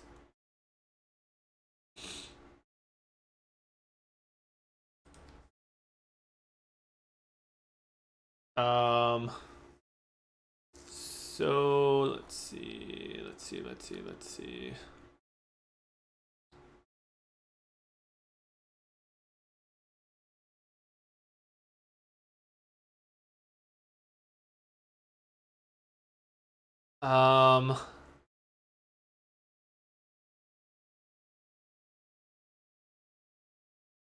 Okay, so the most efficient way to go about doing this is to do this. Kind of like the inverse of what we do here. Wait, prefab groups? No.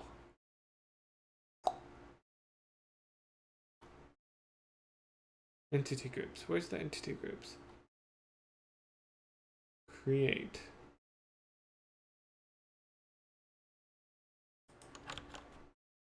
Oh, it's right here. Sorry. Prefab groups. Yeah.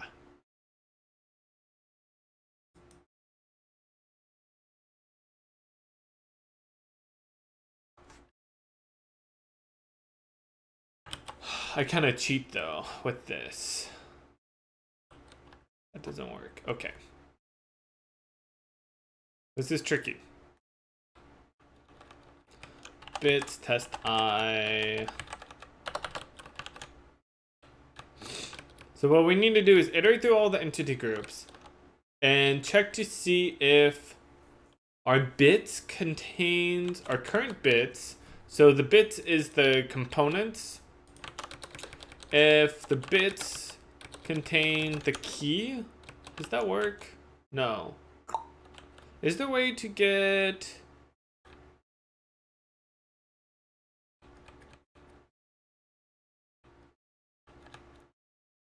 any, all, count...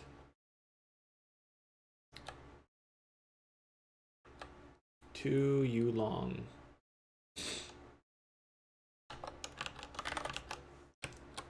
Does that work?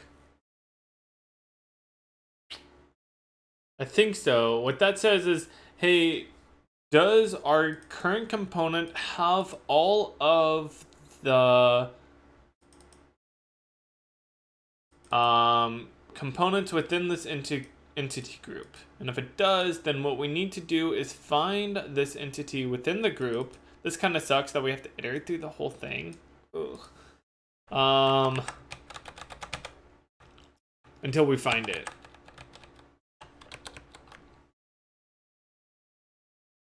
That sucks. Like, having to iterate through all of those, this seems so bad.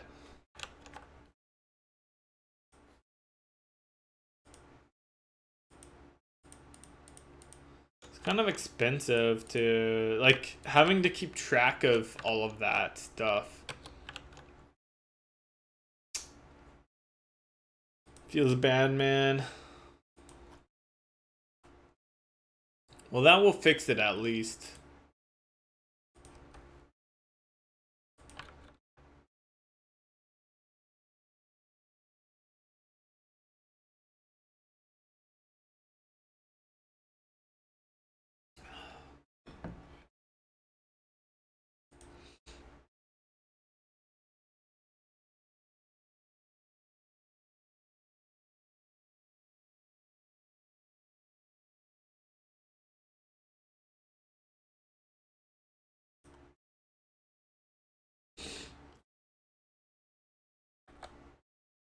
Okay. Oh.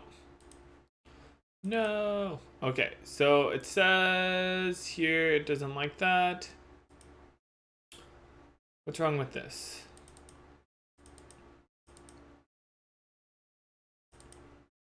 Bits. So the bits is 10.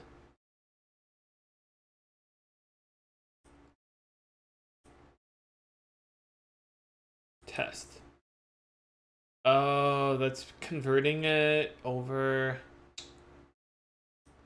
This is wrong. That's wrong. What do I want to do? This is wrong. I want to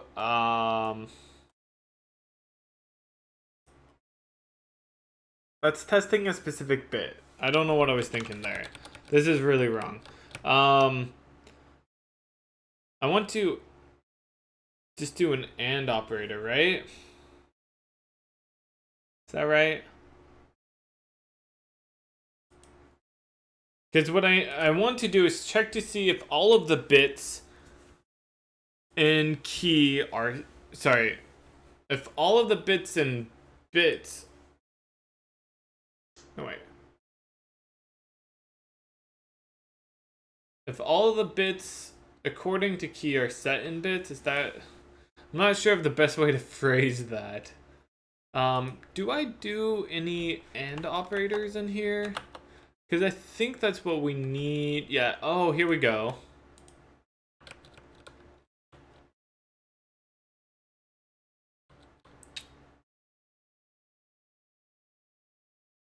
Yes. That's what I was looking for.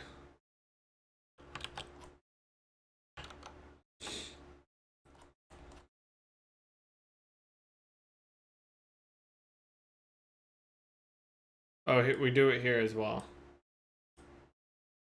Yeah. Bits and key is equal to key. Okay, cool.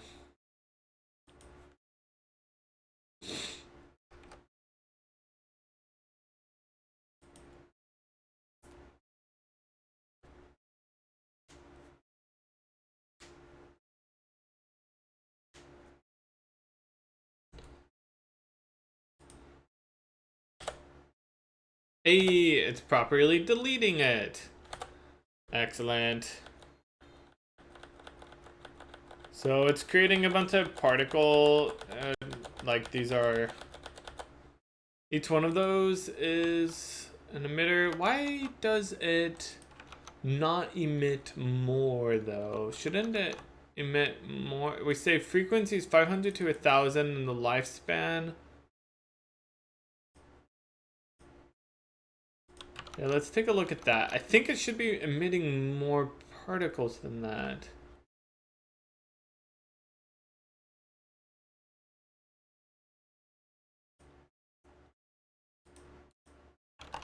But hey, we're making some good progress here.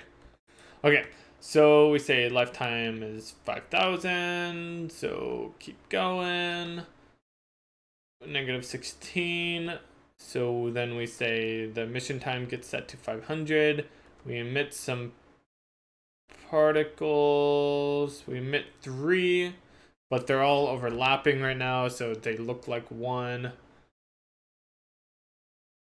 That's fine. And then let's go to the next frame.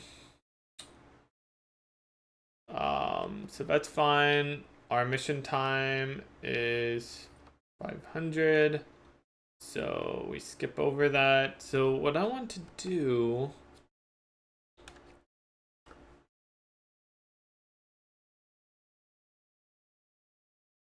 is, why does this not seem to ever get hit? It only triggers once, huh? It feels kind of weird considering that.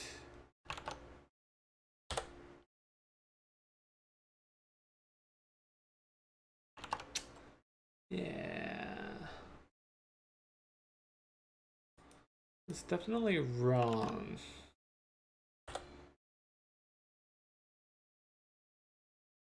I'm missing something here.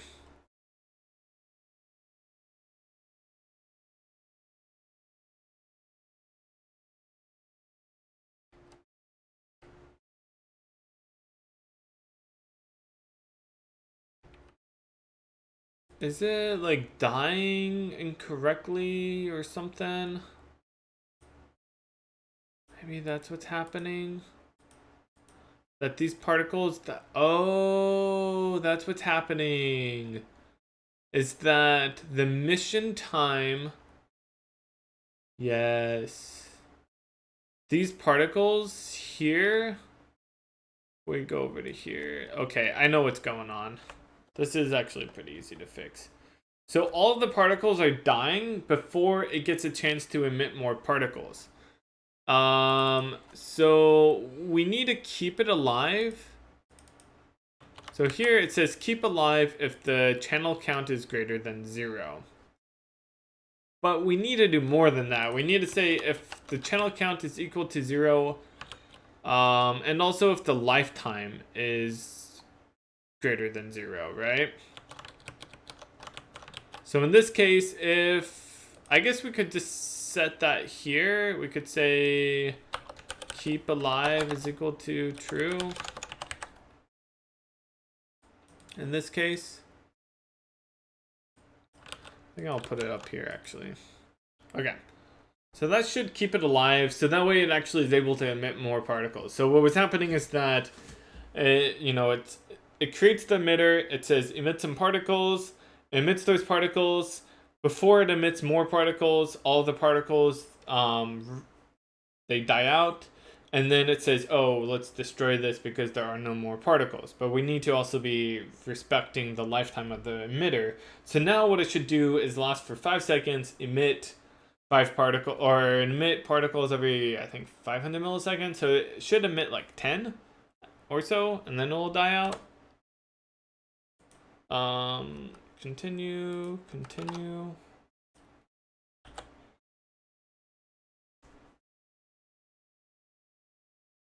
Nice. It worked. Yay! Awesome. That's perfect. We really need some randomness because otherwise it's kind of hard to really tell what's going on. Hey Faye, what's up? Sorry, been focused on this. Awesome. Give me 1 minute. Let me see if I can help out with the kids. I will be right back. Okay, I'm back. Great. So this is a good place to commit all of these changes. There's a lot. There's a lot.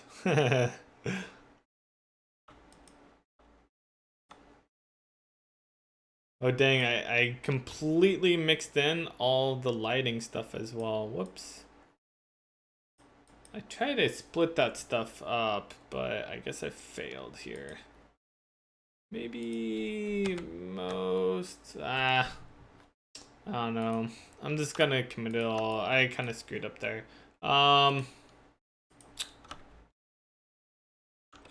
Basic lighting. Camera and particles. Yeah, I like to commit things into smaller chunks, but not today.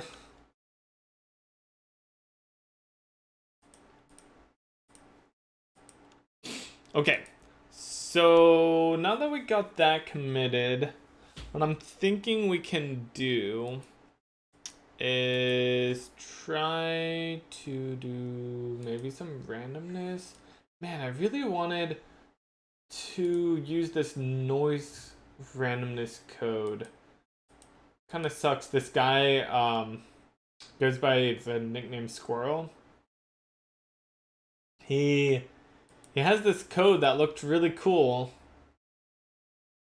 This guy here. He did a GDC talk. And he did a talk, well, he's done many talks, but one of the talks that he did, it's probably listed in here, is, it looks like he hasn't updated this for a while. Yeah, this is outdated, but yeah, it looks like it hasn't been updated in like 10 years. Or 8 something. So he talked about noise for using noise for random number generation, and you can probably find it in here. GDC Vault. Let's math noise based RNG. There we go. Here's the talk that I am talking about. So this was cool because he goes over a lot of things, and he talks about like how the Mersenne twister lacks a bunch of like features, and how it's kind of slower, but then with noise-based random number generation, you can actually like get all those features and have it be faster, and it sounded awesome. And it's basically like what you would use for like Perlin noise or something. So it's just like a function. And let me see if I can find the code where it kind of goes over most of it. It's over towards the end. So it looks something like this.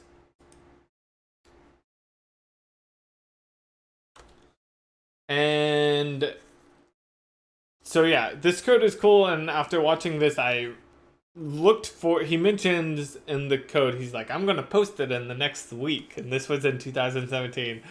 I looked everywhere online, I could not find it, and when I messaged him on Twitter, and I'm like, hey, is this code available anywhere? You said that you're gonna post it, and he's like, no, I haven't posted it anywhere. And it's like, I completely understand that because I would do the exact same. And then I asked him, like, could I get it? And he's like, oh yeah, message me in like a week from now, and I'll give it to you. I'm going out of town, or I'm out of town, or whatever. Um, so I messaged him like a week and a half later. No reply. Another like week.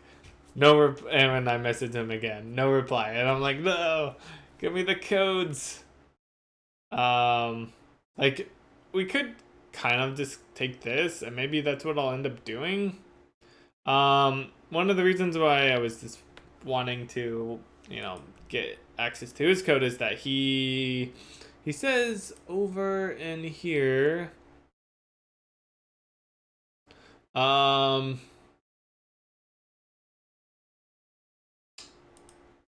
where is it at? Get 1D. Is this it? I think it's right here. Yeah. So he has this like little library of RNG functions. I'm like, hey, it'd be cool if we could just use this. But I don't know. I haven't gotten a reply back. Maybe what we could do is just add in the most basic thing right now, and then I'll try messaging him again today, and if he replies, then awesome, and if not, then we'll just kind of roll our own. Honestly, it probably is not that hard. Like, whenever I was watching the talk, I was thinking exactly this stuff, where like, basically, if we go back, where's that code snippet at? I think this code is a little tricky. Here it is. So if we look at this, this is like supporting this position and seed. So one of the things that he was trying to achieve with this is to be able to make it so that you can be able to reliably get the random number generation. Like you could have this seed and position, and always get the same result based off of that. So that way, like you can support like reversing. Let's say that you do some random number generation and you get these 10 items, and then like maybe you don't want to have to save what the like third item was, and so if maybe you return from that function or whatever, and you want to like get that value instead of like returning it or whatever, you could just say, hey, use the same seed and pass in the current position -7 or whatever. And so like that would easily support being able to like go back. Or if you're like, hey, I want to make sure that this is all deterministic, you could do something like say, hey, we want this position and seed to be synced up at this, like, to be this exact same thing every single time. Or like, maybe you have like all these different functions that are happening or whatever. Like you could kind of make sure that the position is always at the same place, whatever. So like it not only would help with making sure that or making it so that you could do like reversing to go back, but you could also kind of use it to help make sure that you are in the same place, for making your code deterministic. But anyways, so I would watch the talk. It's a cool talk, if you're interested in this sort of thing. But while watching, I was thinking, oh, with this, you could wrap this whole function inside of a like class or something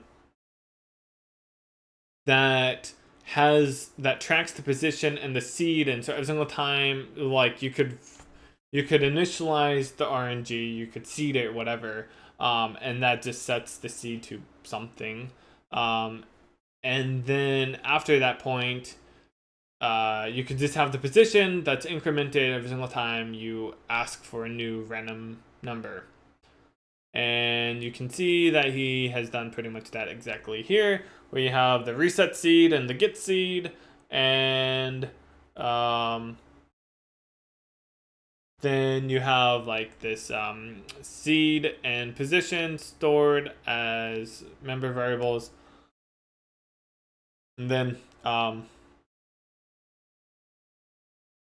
whenever you roll any of these numbers, really, it's just incrementing the position.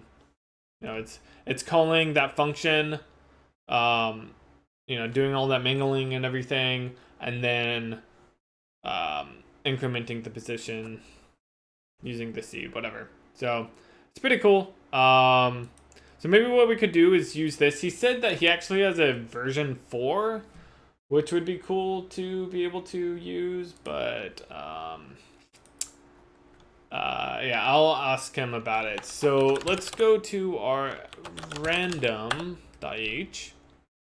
Right now we haven't implemented this whatsoever, so let's go ahead and implement it. So I'm gonna just hide that inside of here. So what we're going to do is we're going to add in a new utility, add new item. That's going to be in source seed utility. It's going to be random.cpp. And we'll just copy this, paste it in here, delete that. Include utility random. And then this will return the things. And one thing we want to do is add in this function here. So I'm actually going to put this off to the side so that way I can just utilize my 2 monitors. So it's going to be hidden in here. So this is a UN32T, and we'll just keep the name squirrel3. It's an N32T position. This is a UN32T seed. And I'm gonna make a note of this just to give him credit here. I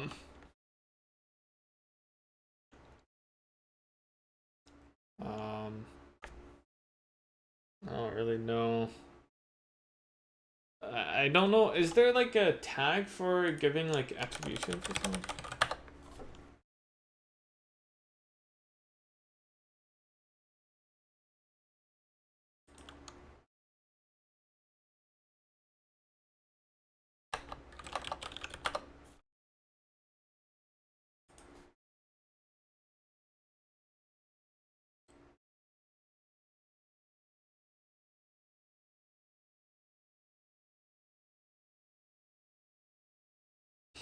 I was looking for encode.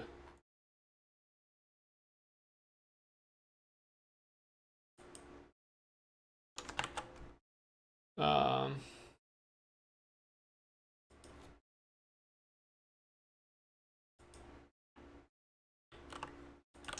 don't know if there's like a good way to do that. I don't typically use code from other people.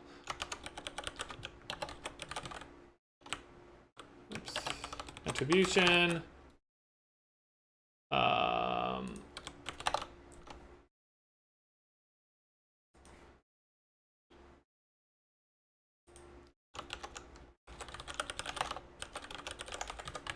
Okay.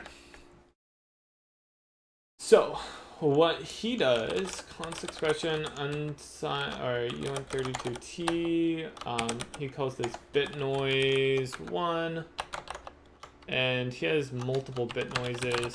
There's 2 and 3. They're all OX. So the first one, and so these are like the noise that's used to mingle it and everything. The first one is B529. We want to make sure we get these right. 7A4D. Next one is 68E31DA4. And the last one is 1B5 6 C4 E9. Okay, cool. That's a noise. And this is a UN32T mangled equals position. And then we do a bunch of stuff with the mangled. So first we multiply it by the bit noise 1. And then we add the seed to it.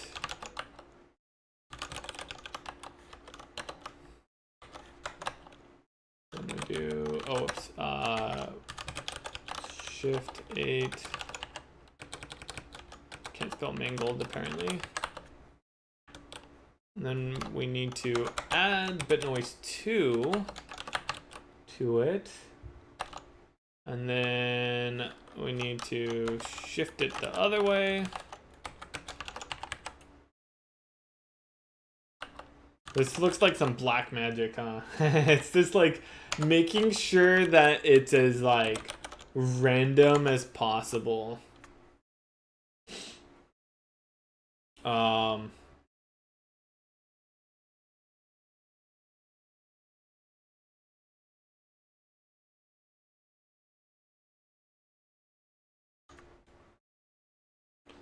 Okay, so then this is multiplied by bit noise 3. Mangled. And then we shift it over again. And then lastly, return mangled. So good question is, how do we take this UN32 and use it as an actual like result?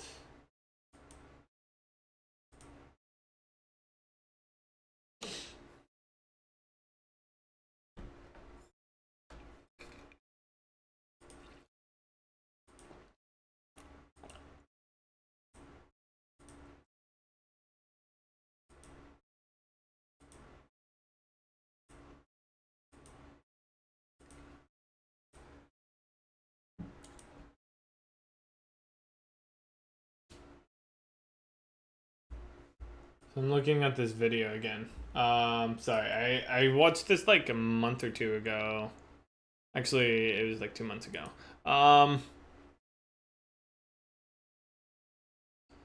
So like 0 to 1. That'd be useful. I think it goes over this.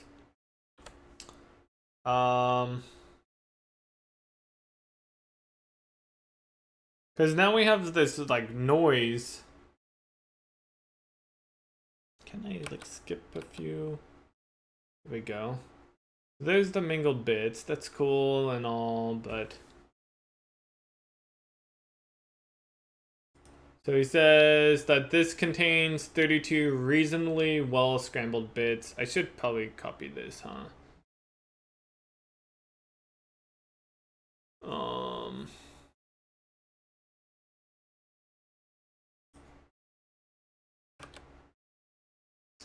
I think. Dang.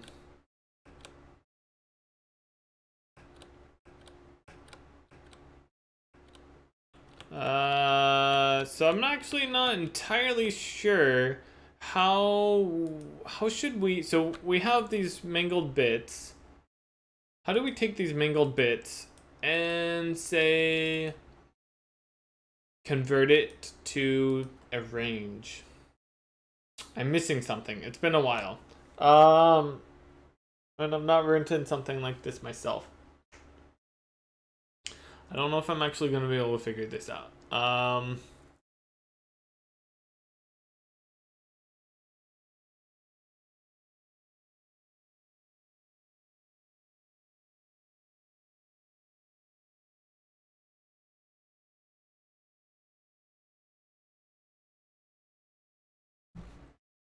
I think this is this adder.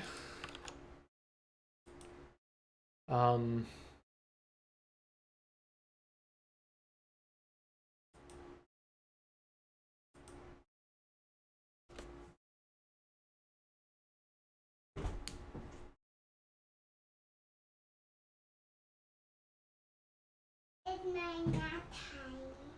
It's Kaylee's nap time. Do I need to put you down for a nap? No.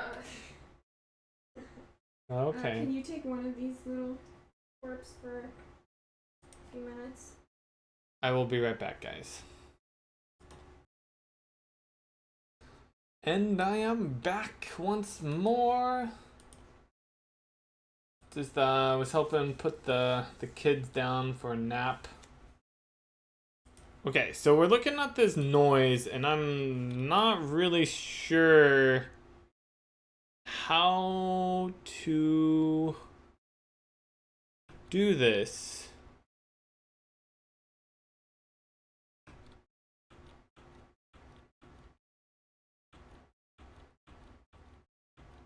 I'm wondering if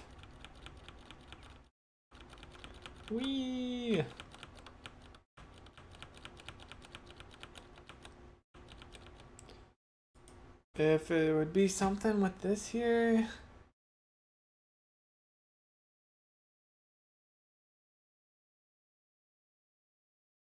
Plus X plus Y.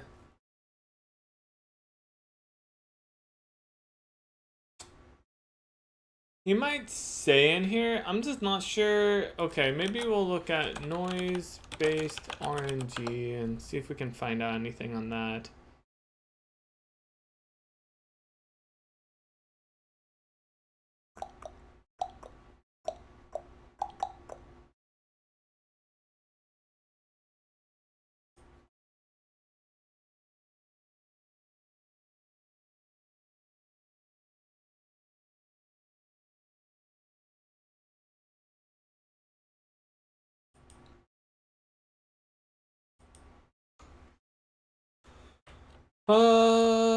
Okay. Actually, I have an idea. What if we just use the 32 bits as a float, right? Then that could be randomly set from 0 to 1, right? Like, how many bits are a float?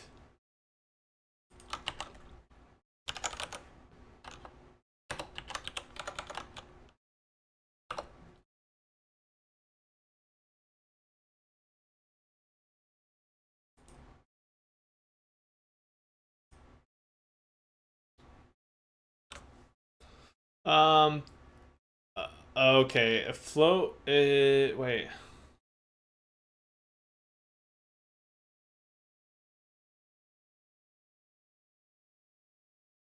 Is it 32 or is it 64 on 64-bit?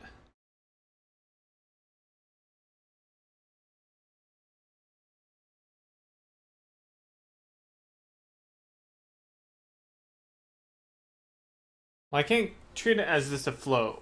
That doesn't make sense. Well, what I was thinking is that if the bits are random, I guess I should have realized this. Yeah, if the bits are random, so we have 32 bits. 0, 0 could be the start, basically. Right? I think this makes sense. So if all bits so happen to be 0, then that means that basically it's at 0 or the start. And then if all of the bits are 1, then it's at the end, and it's, like there could be one version of this which is like float get, and it just maybe it's like get, I don't know, maybe we just want that, and this returns 0 to 1. So that's like the Pierce form, float get. And what this does is it calls the squirrel3, and I guess this is something like we're going to need to like seed this and everything. So we're going to need to have a seed.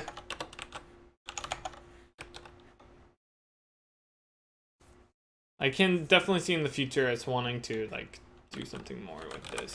So this is the seed.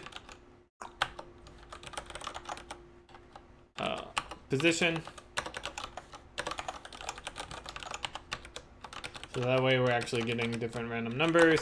So let's just say the seed is, whatever. Need to make sure it's actually.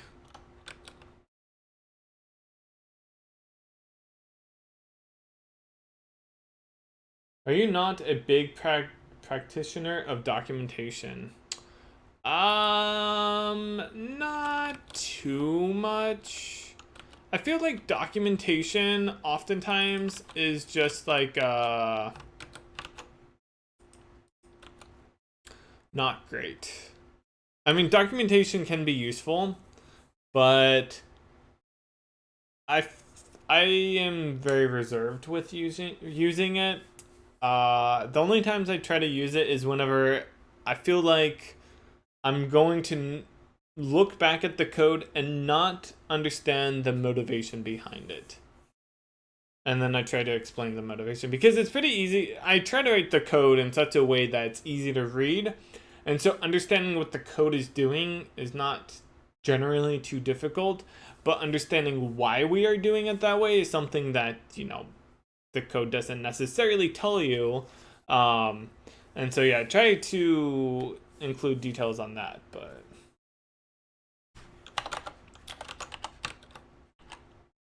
okay, so we will just do this for right now. So this will be we can increment the position afterwards, and then we pass in the seed. And so this is going to give us some result. And then we need to do something with that result, right? I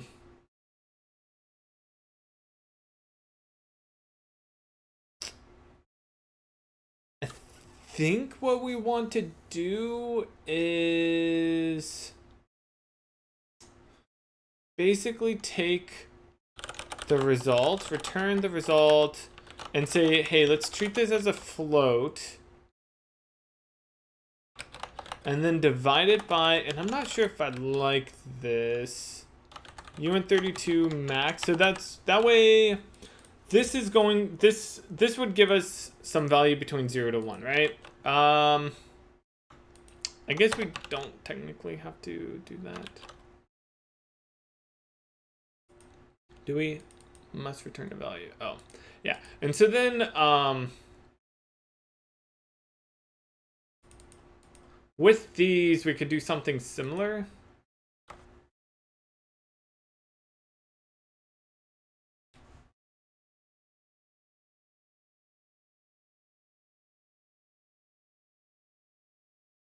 And I saw the link you added in the code, which is a good practice for code like that because it would be difficult, I would imagine, for another developer to understand that for refactoring or whatever. And also, like, I just wanted to give credit to this guy. But yeah, this code is definitely magical. What I prefer to do is to have like a library or whatever that I'm using for this, or at least like a header file that I could include or something. But yeah, if I was, I would probably try to document this code and like actually explain what was going on or something. Like if I wrote it, honestly. So I mean, yeah, maybe I could write out the explanation. Basically, what it's doing is it's mingling this beyond recognition.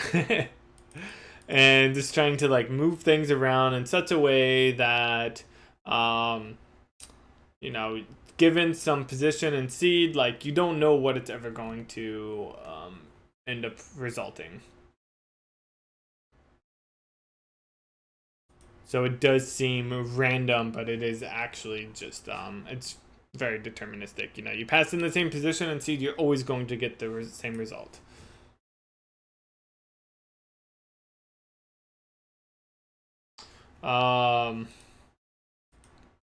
So I believe this is the proper way to do it, which is to say, hey, like take the result, divide by the max number, and this will give us some value between 0 to 1. I think that makes sense. And then with this other stuff, we can do pretty much the same thing. It's just like, hey, let's get this float. This is the random number. or something. I don't know.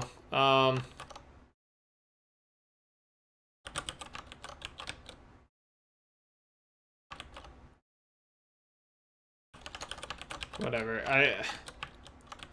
And then we just want to return, what is it? It's the value times the result. Like we want to linear interpolate, right? I think that's all we want to do. Is that right? Not the divide. I think that's all we're wanting to do. Like what we do in this range function here. So this right here, this, I mean, we don't need this t. This min is the start, and it says multiply it by 1 minus the dt, and that's the value. And then add the end times the dt, which is the value. Right?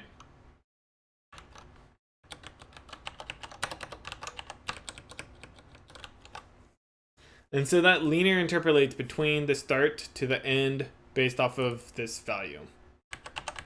This random value. And then here, we just do the same, but we need to cast it to an n32t at the end.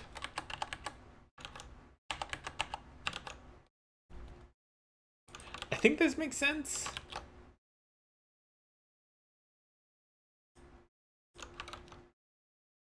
I really don't know. Like, I think it makes sense. I'm just, yeah,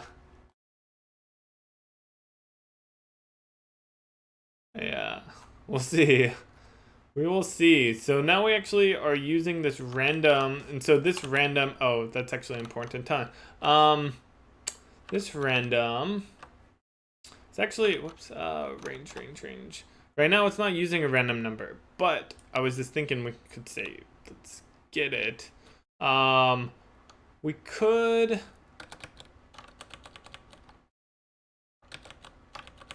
the simplest solution is to do this, which is say get, and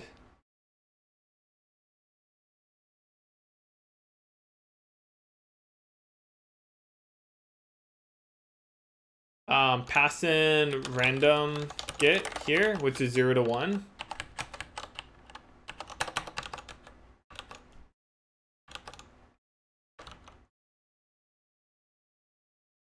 I think that will work.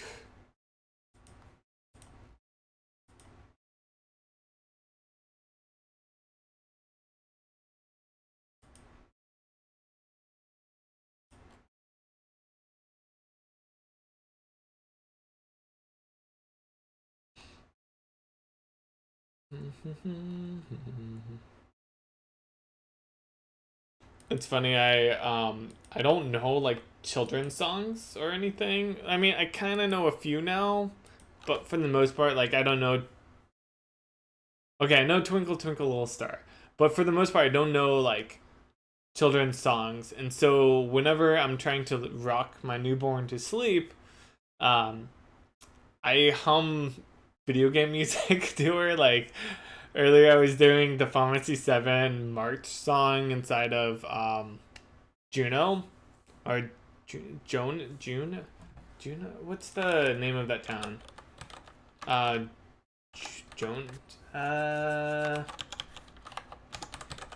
Juno, right? Junon, that's it, Junon.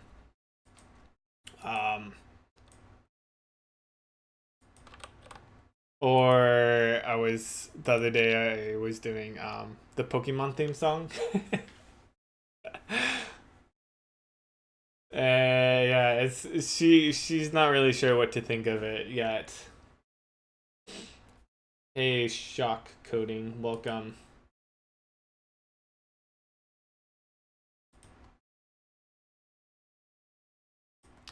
So yeah, in the future, if this actually makes sense and works, what we can do is kind of expand onto this by doing something like having it so that we can see we have a class.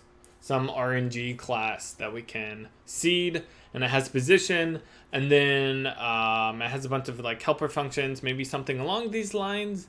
But the reason why we would like to do that is because it would be nice to be able to store that state somehow, somewhere, I think, and like pass that around or something along those lines. I'm not really sure yet.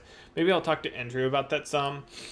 But it'd be nice to be able to say, oh, like, oh, hey, this is the world generation, or this specific world generation seed, and RNG, and it can do its own thing. And then if we want something else, we can say, oh, and this is this other world, or this is a dungeon, or whatever. And so we can like have different RNG random number generators with their own seed and position, so basically their own state that we can do stuff with. And then we could also be able to do things like write it to a stream or read it from a stream, and that'd be really cool too. And you could also do things like, hey, share it over the network, and that's actually one really cool thing about this. I don't know if he talked about it in there, but like, let's say that you have something that's happening in the game, and you have like a bunch of like 10 different numbers that are being randomly generated, and you need to share those to the client, right? So it's a multiplayer game. You have you need these numbers to be randomly generated for whatever reason. Let's say that we were doing a particle system and we wanted the particles to be deterministic. So that way, whenever we are creating or like having these particles be created, and we want them to be deterministic. So that way, every single client is seeing the exact same particles happening, right? If all we would need to do is have the position and the seed. And we could even say, oh, the position is always the same. So we just have the seed. We say, okay, take the seed, and that's the seed for this particle simulation. And if we only use that RNG state, so the position is initialized to 0 and the seed is whatever the server says it is, and we only use it for that, then it actually makes it so our particles are deterministic, which is really cool. Because then like all the clients will see the exact same thing. Okay, let's see if this works at all. I guess we should probably put this in here and see what's... Okay, so let's see here. We get the result. It's going to be some number, and then we say that this is returning some value of returned 0.064, etc. Great. And then this, so this is min 500 and this is 1,000, and so then this returns 532. That looks like it's working. Nice. Okay, except for it keeps going from the same position. Huh.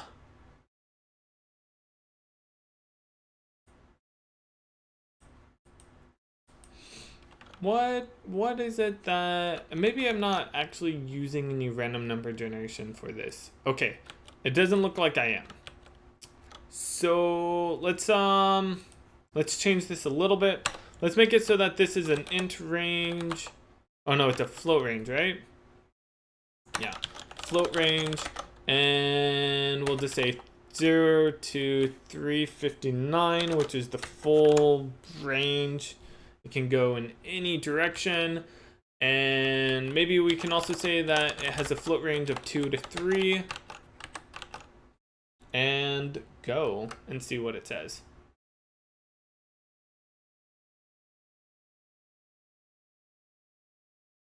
So if we do this right, direction, let's go ahead and go to particle.cpp. scroll down to here, and I guess at this point, radians, direction, yeah. I want to see if this is going to work right.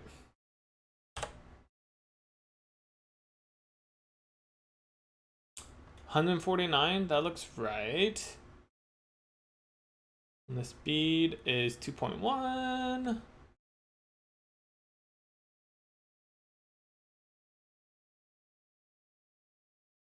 That looks right. Hey, what's that? Oh, dang. Those are some doors. Nice. Excellent. Look at those doors. They are beautiful.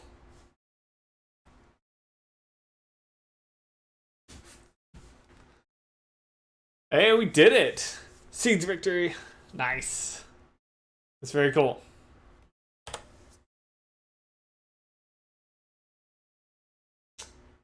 I know it's like, it looks dumb, but it's actually really neat that we have the particles working, you know, they're being simulated, it's rendering them. Hey, Dallas, thanks.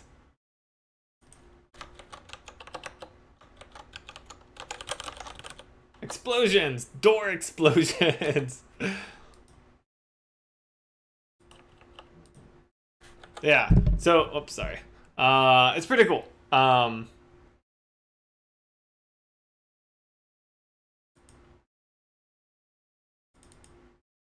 Actually kind of surprised it's rotating it.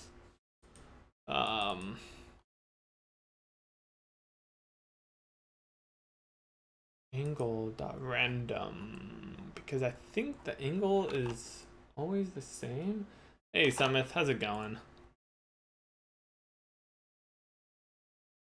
Where do we set the angle? Do. Direction. Ah, yes. So actually, okay, here we go. What I want to do is have the angle be set here, and then I think what we will end up doing is move particle according to speed, gravity. Well, we have the speed working, but we still need to do gravity, attractor, and repeller. We'll do that in a bit. Basically what I'm thinking is that we'll want to make it so that we can have it be based off of the angle or the direction. And that's going to be based off of the channel. I wonder if there would be a nice way to do this. Basically, we want like a... I don't know what would be the nice way to do that. We want this option in here, which is like the orientation.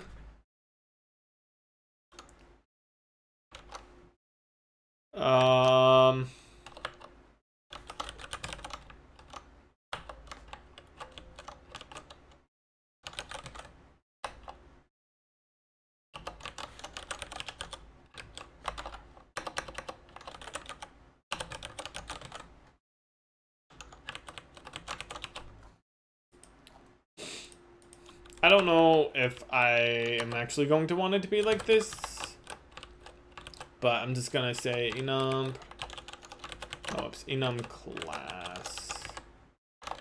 So this will have two things right now. It'll have the direction and it'll have angle. I don't know if we're gonna keep it like this, but like I might change this to be something more along the lines of a like particle options, and these would be like, we could have maybe just one of the bits or something. Like it could be a bit field of the options, and that would should be fine. We could have it be based off of a direction or the angle. I don't know. And then we can maybe like multiply it or something. I don't know. Like we might be able to be fancy about all of this. Maybe. And not have it be an if.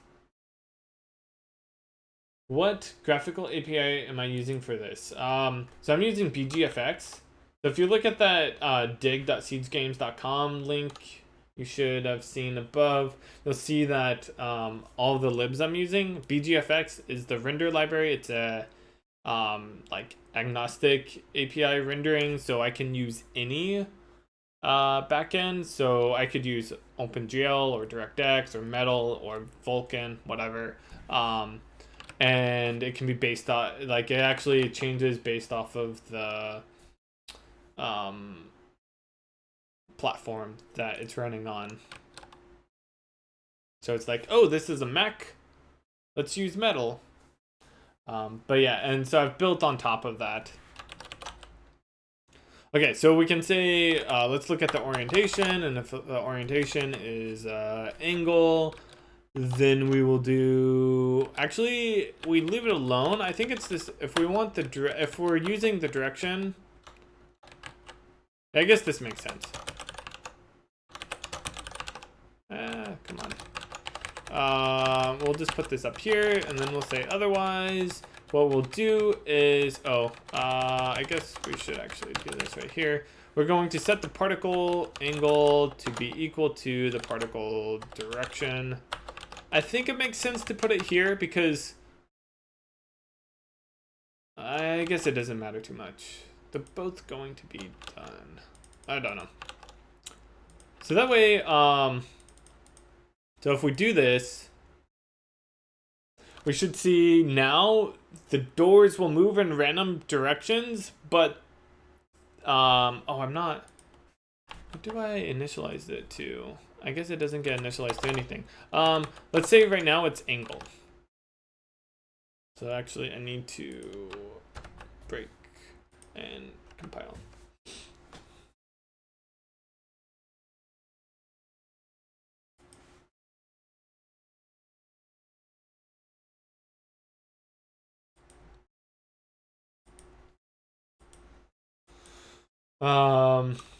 So angle means that it's whatever we say the angle should be, and then direction is whatever the direction is, whatever direction it's moving in. So we can, if we want it to be like, you know, maybe moving down but rotating in a circle, then we'd want to use angle. If we want it to be moving down and pointing down, then we want it to be direction. So that way, if something is like directional, like let's say there's like a slash or something like that, and so it's like, it looks like a beam. I can actually probably just pull up some of the FX for Korea.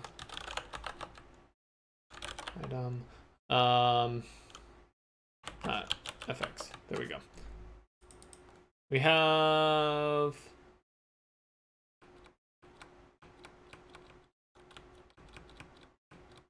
in here. These are kind of hard to see.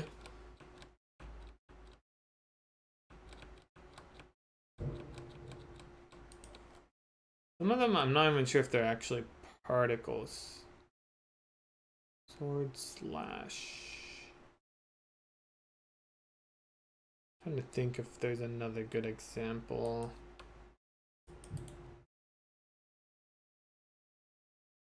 I don't have GIMP open. Maybe one of these will work. I think it's actually the third one that would probably be the best.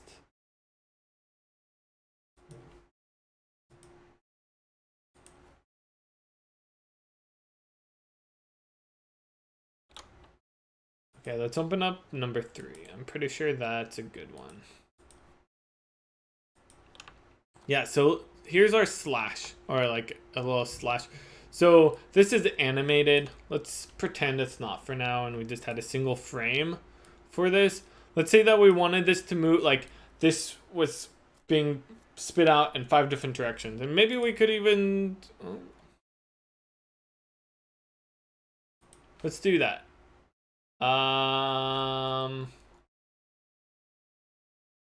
Let's just do that. So we'll say this is particle.png, right? And then what we'll do is we're gonna take this and we're gonna crop it down to 24, 24, or around there.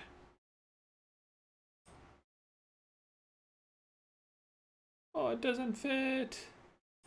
Okay, that's fine. We can make it bigger. All right, we can crop it so it actually fits. Okay, so now what size is this? This is a 2712. We'll go to dev dig data. Oops. Particle 2712. So right now we need to change this here. 2712.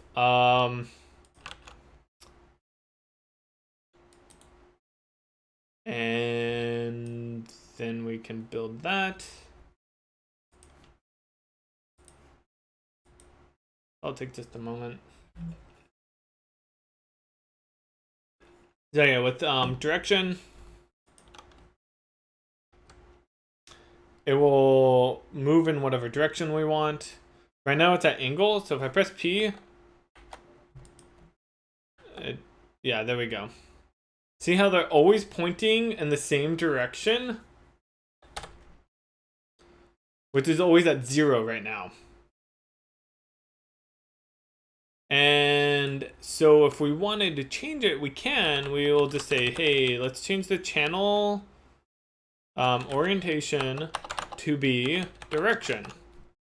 And now it will actually move in the direction that we are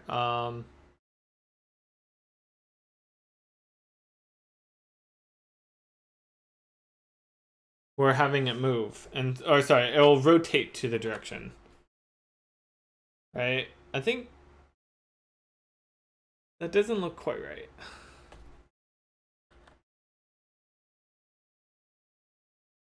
It seems wrong. I mean, it's definitely rotating, just not in the direction you would think. It seems like the Y is inversed, actually. I think that's the problem.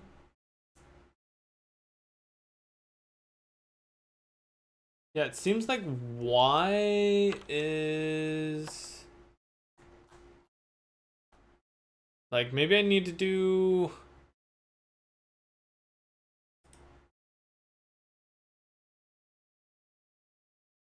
What's up with that? Why is that? Okay, that I guess that makes sense.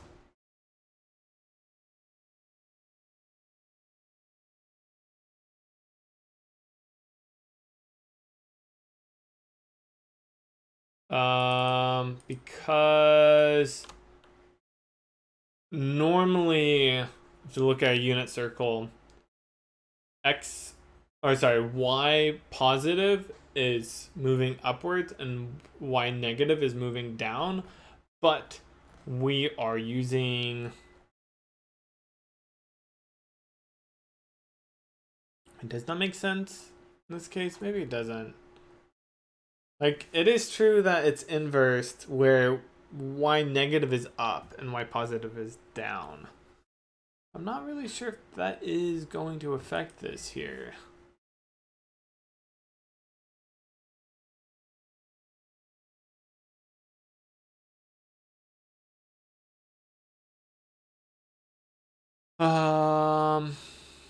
Maybe it is, but then how do I fix that?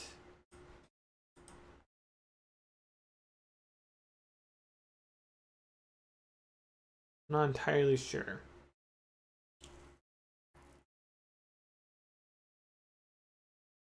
Or maybe it's this is wrong. Okay, that actually makes sense. What if this is wrong? And this needs to be negative. That would make more sense. Okay, let's set a breakpoint here. That actually makes sense. That's probably what it was. Is that it's supposed to be, yeah, that makes sense. And then what I was saying is true, is that it should be inversed. So the direction is 2. Oh, that's, so if this is 149, right? So 149 means that if we're looking at a unit circle, it should be moving up a little bit, right? Or sorry, it would be up on the screen, which is a negative number. And so this should end up being all of this right here should be a negative number. So this y value, which is 354 right now, should be decreased by a little bit. You know, maybe it goes down to like 352 or 353. 352.9. Yeah. Okay, cool. So that was what was going on, which is why it looked weird. So hey, look at that. Perfect. Much better. Very cool. And so now we can do things like have it slow down over time. So we could say, hey, let's take the speed, channel speed delta, and set it to negative 0.02. Say 0.1.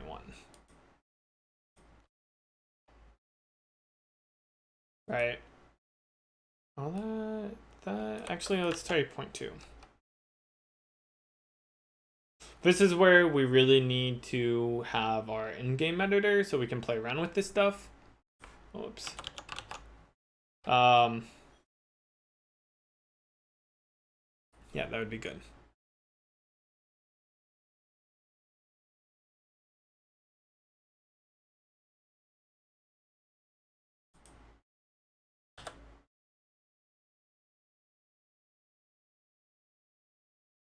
Can't tell if it's actually slowing down. Let's try 0.1. That should definitely be able to show us if it's slowing down.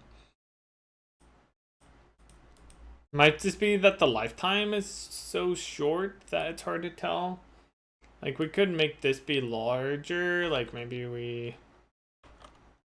say this goes from like 400 to 800.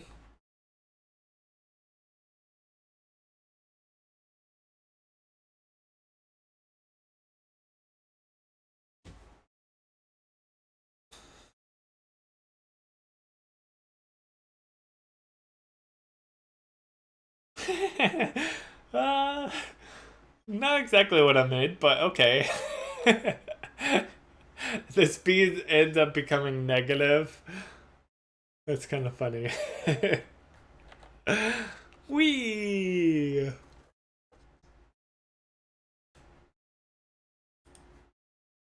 That's funny. Let's try this. Let's try making the color end alpha be set to 0. I don't know if that's going to work. One thing I might need to do with this, for right now, let's just do this, which is say color 255, 255, 255, 0.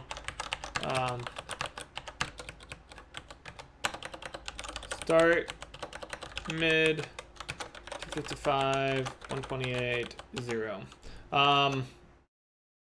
So that's just a linear interpolation between those. And are we actually using the color? That was something I was starting to doubt. Nope, we're not. Okay, yeah, that's what I was thinking. So let's go ahead and fix that. This needs to be particle color UID.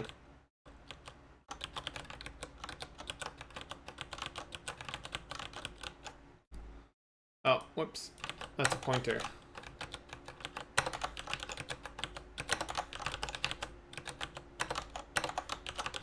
Okay.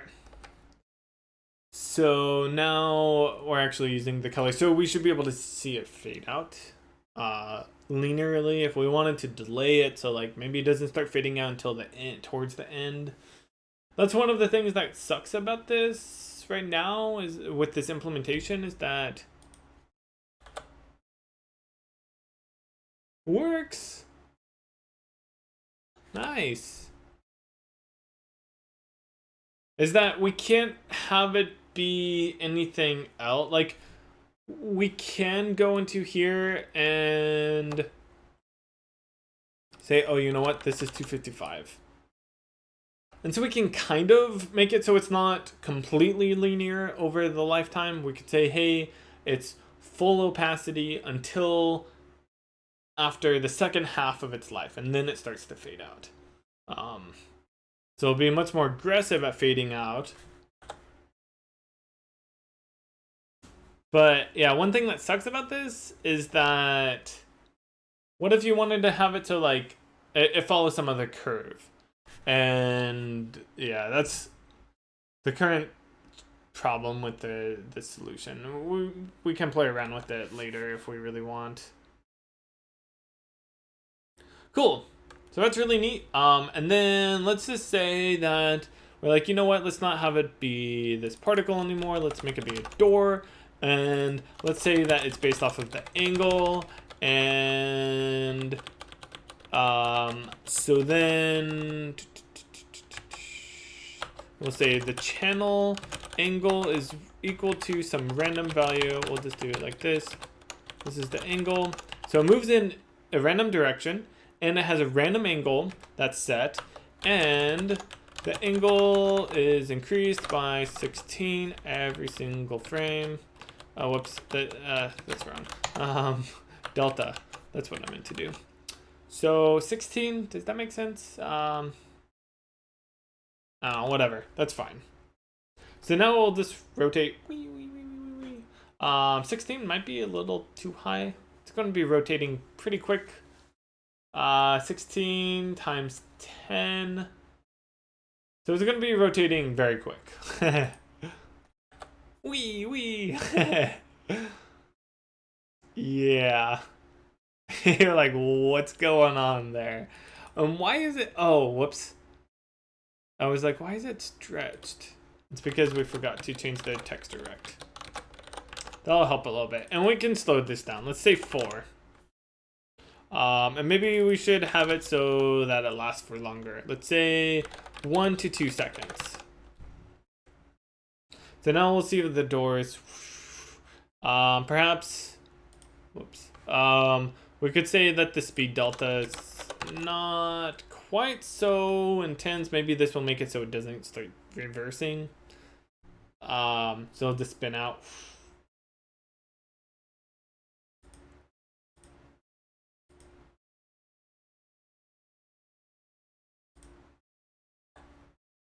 Wee doors. It still is doing that thing, but hey, that looks pretty cool, right? We got our doors flying around. Awesome. You get a door, and you get a door. Everyone gets a door. We need to do the oil puddings, right? That's what we do here. The oil, no, the pudding, right? The pudding.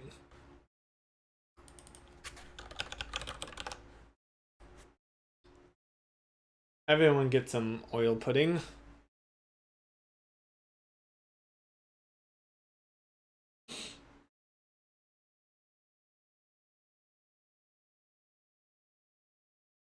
Whee! Very cool.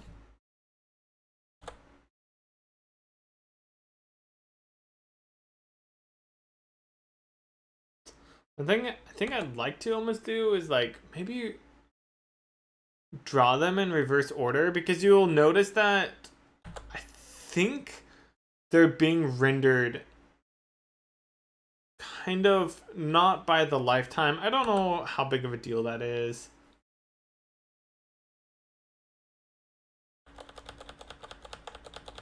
Whee! Nice. Hey, look at our frame rate. Here, let's do this.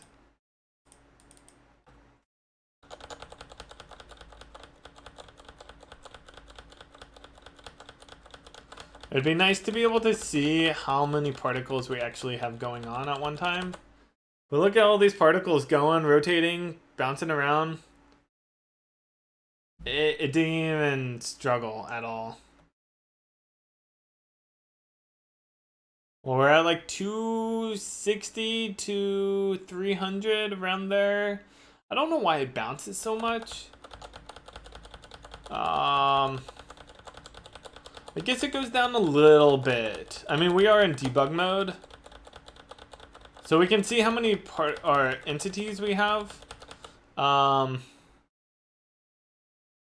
If I hold down P, does it keep? Oh yeah, there we go.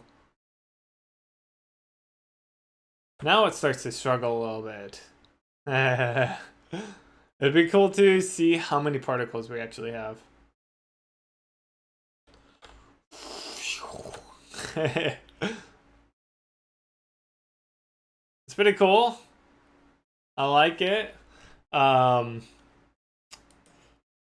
curious what release mode looks like. As far as like particles go. It'd be nice to be able to actually see how many particles there are. We technically can get that information. I mean, like, we do. We have it right up over. So we're batching all of those particles. And we have the particle count. The particle data particle count. And so basically if we add up all the particle data particle counts, that's how many particles we have in total.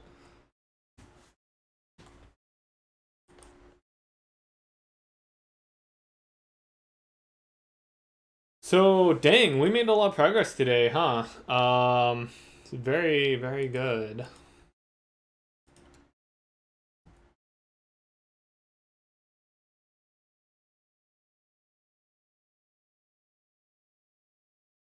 We got it all working.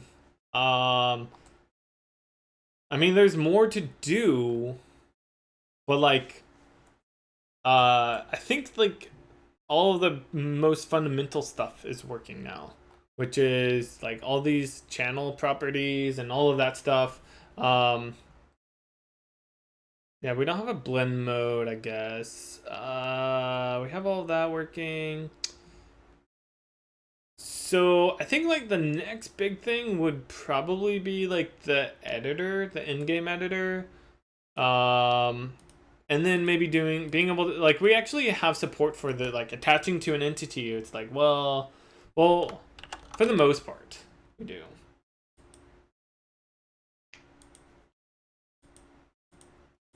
We have it so that it is an entity, so like a torch would work. As far as like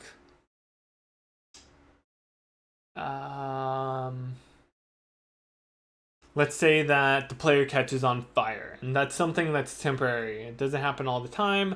We would want to be able to create this like smoke fire emitter that's attached to the player.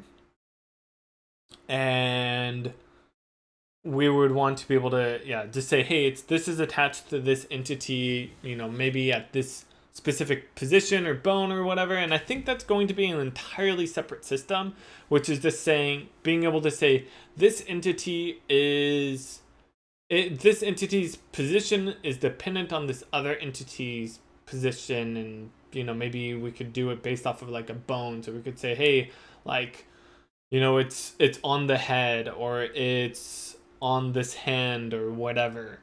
And that would all be a different system. I think we'll have like an attachment component or whatever, or an attached component. And so we would, I think that's what we would do. We would have an attached component, which would say, I don't know, I guess you could go either way, huh? I'm not sure which one I'd prefer. I'll have to think about that in the future. You could either say, hey, this is an attached, or like an attachment component that's on the player, and we would specify where it's at, and then that might make the most sense. And then we would have just like the entity ID, and we would say, oh, this entity position is dependent on this, so after we calculate this position, update the attached position as well. The other way you could do it is where you would have it kind of the inverse, where you'd say this entity is attached to this other entity. I think it makes sense to do it the attachment way. Yeah. Oh.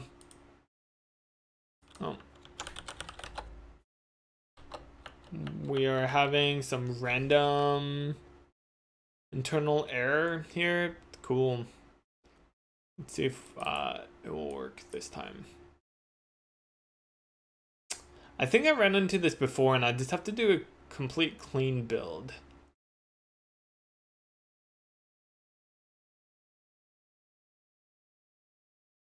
Maybe. We'll see. Yeah, I think so. I think I ran into this before. Yep, I remember that. I just need to do a clean build. I'm not sure why that happens. Maybe it's a problem with the Visual Studio compiler or something. That's what it seems like. So, yeah, attaching to an entity, that will come later. I think that will be like a completely new, like separate feature, essentially. Which I'd want to support for many things, not just this. Like, we could say, oh, this player's holding this item, you know, just add this item to the hand, or, you know, they're holding, yeah, like a torch or whatever, or hey, you picked up this item or this entity, and so we could actually have, so you could like carry items if we wanted. It'd just be like, hey, make this entity be attached to this player's position or whatever. And so we could easily do that.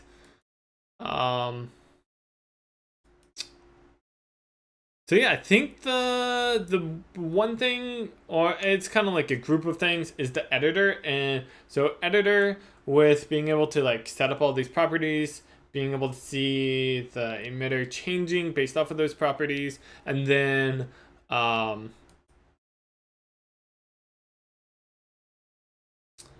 saving that to a database and being able to load that database and all that fun stuff. Nice. Nice. Very cool. I think this is actually a good stopping point for today. And so I'll think about the in-game editor and we can go from there. I'm going to, we have this randomness, right? Random. So let's go ahead and commit some stuff, and then we can like call it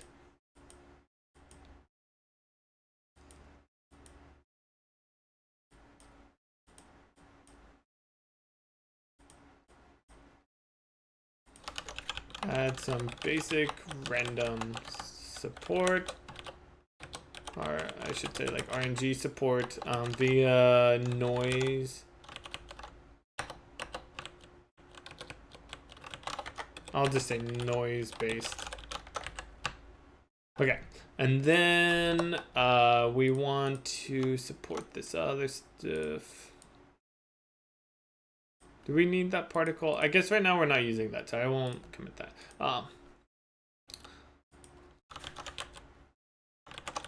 Resolved particles. Yay. Okay, cool. So yeah, productive day. We actually got some stuff done. Thank you guys for joining. I appreciate it. So I should be able to be streaming tomorrow. I will. Be a little later. I have a Cairo appointment again. And so it'll be like 9:15, I believe. And we'll start working on this game editor or in-game editor for the particle emitter. And yeah, so that's Pacific Standard Time, the 9:15-ish. So thank you guys for joining. I appreciate it. I hope that you all have a good rest of your day. And if you're not following already, feel free to follow. Feel free to subscribe to the YouTube channel. And I will see you guys tomorrow. Take care.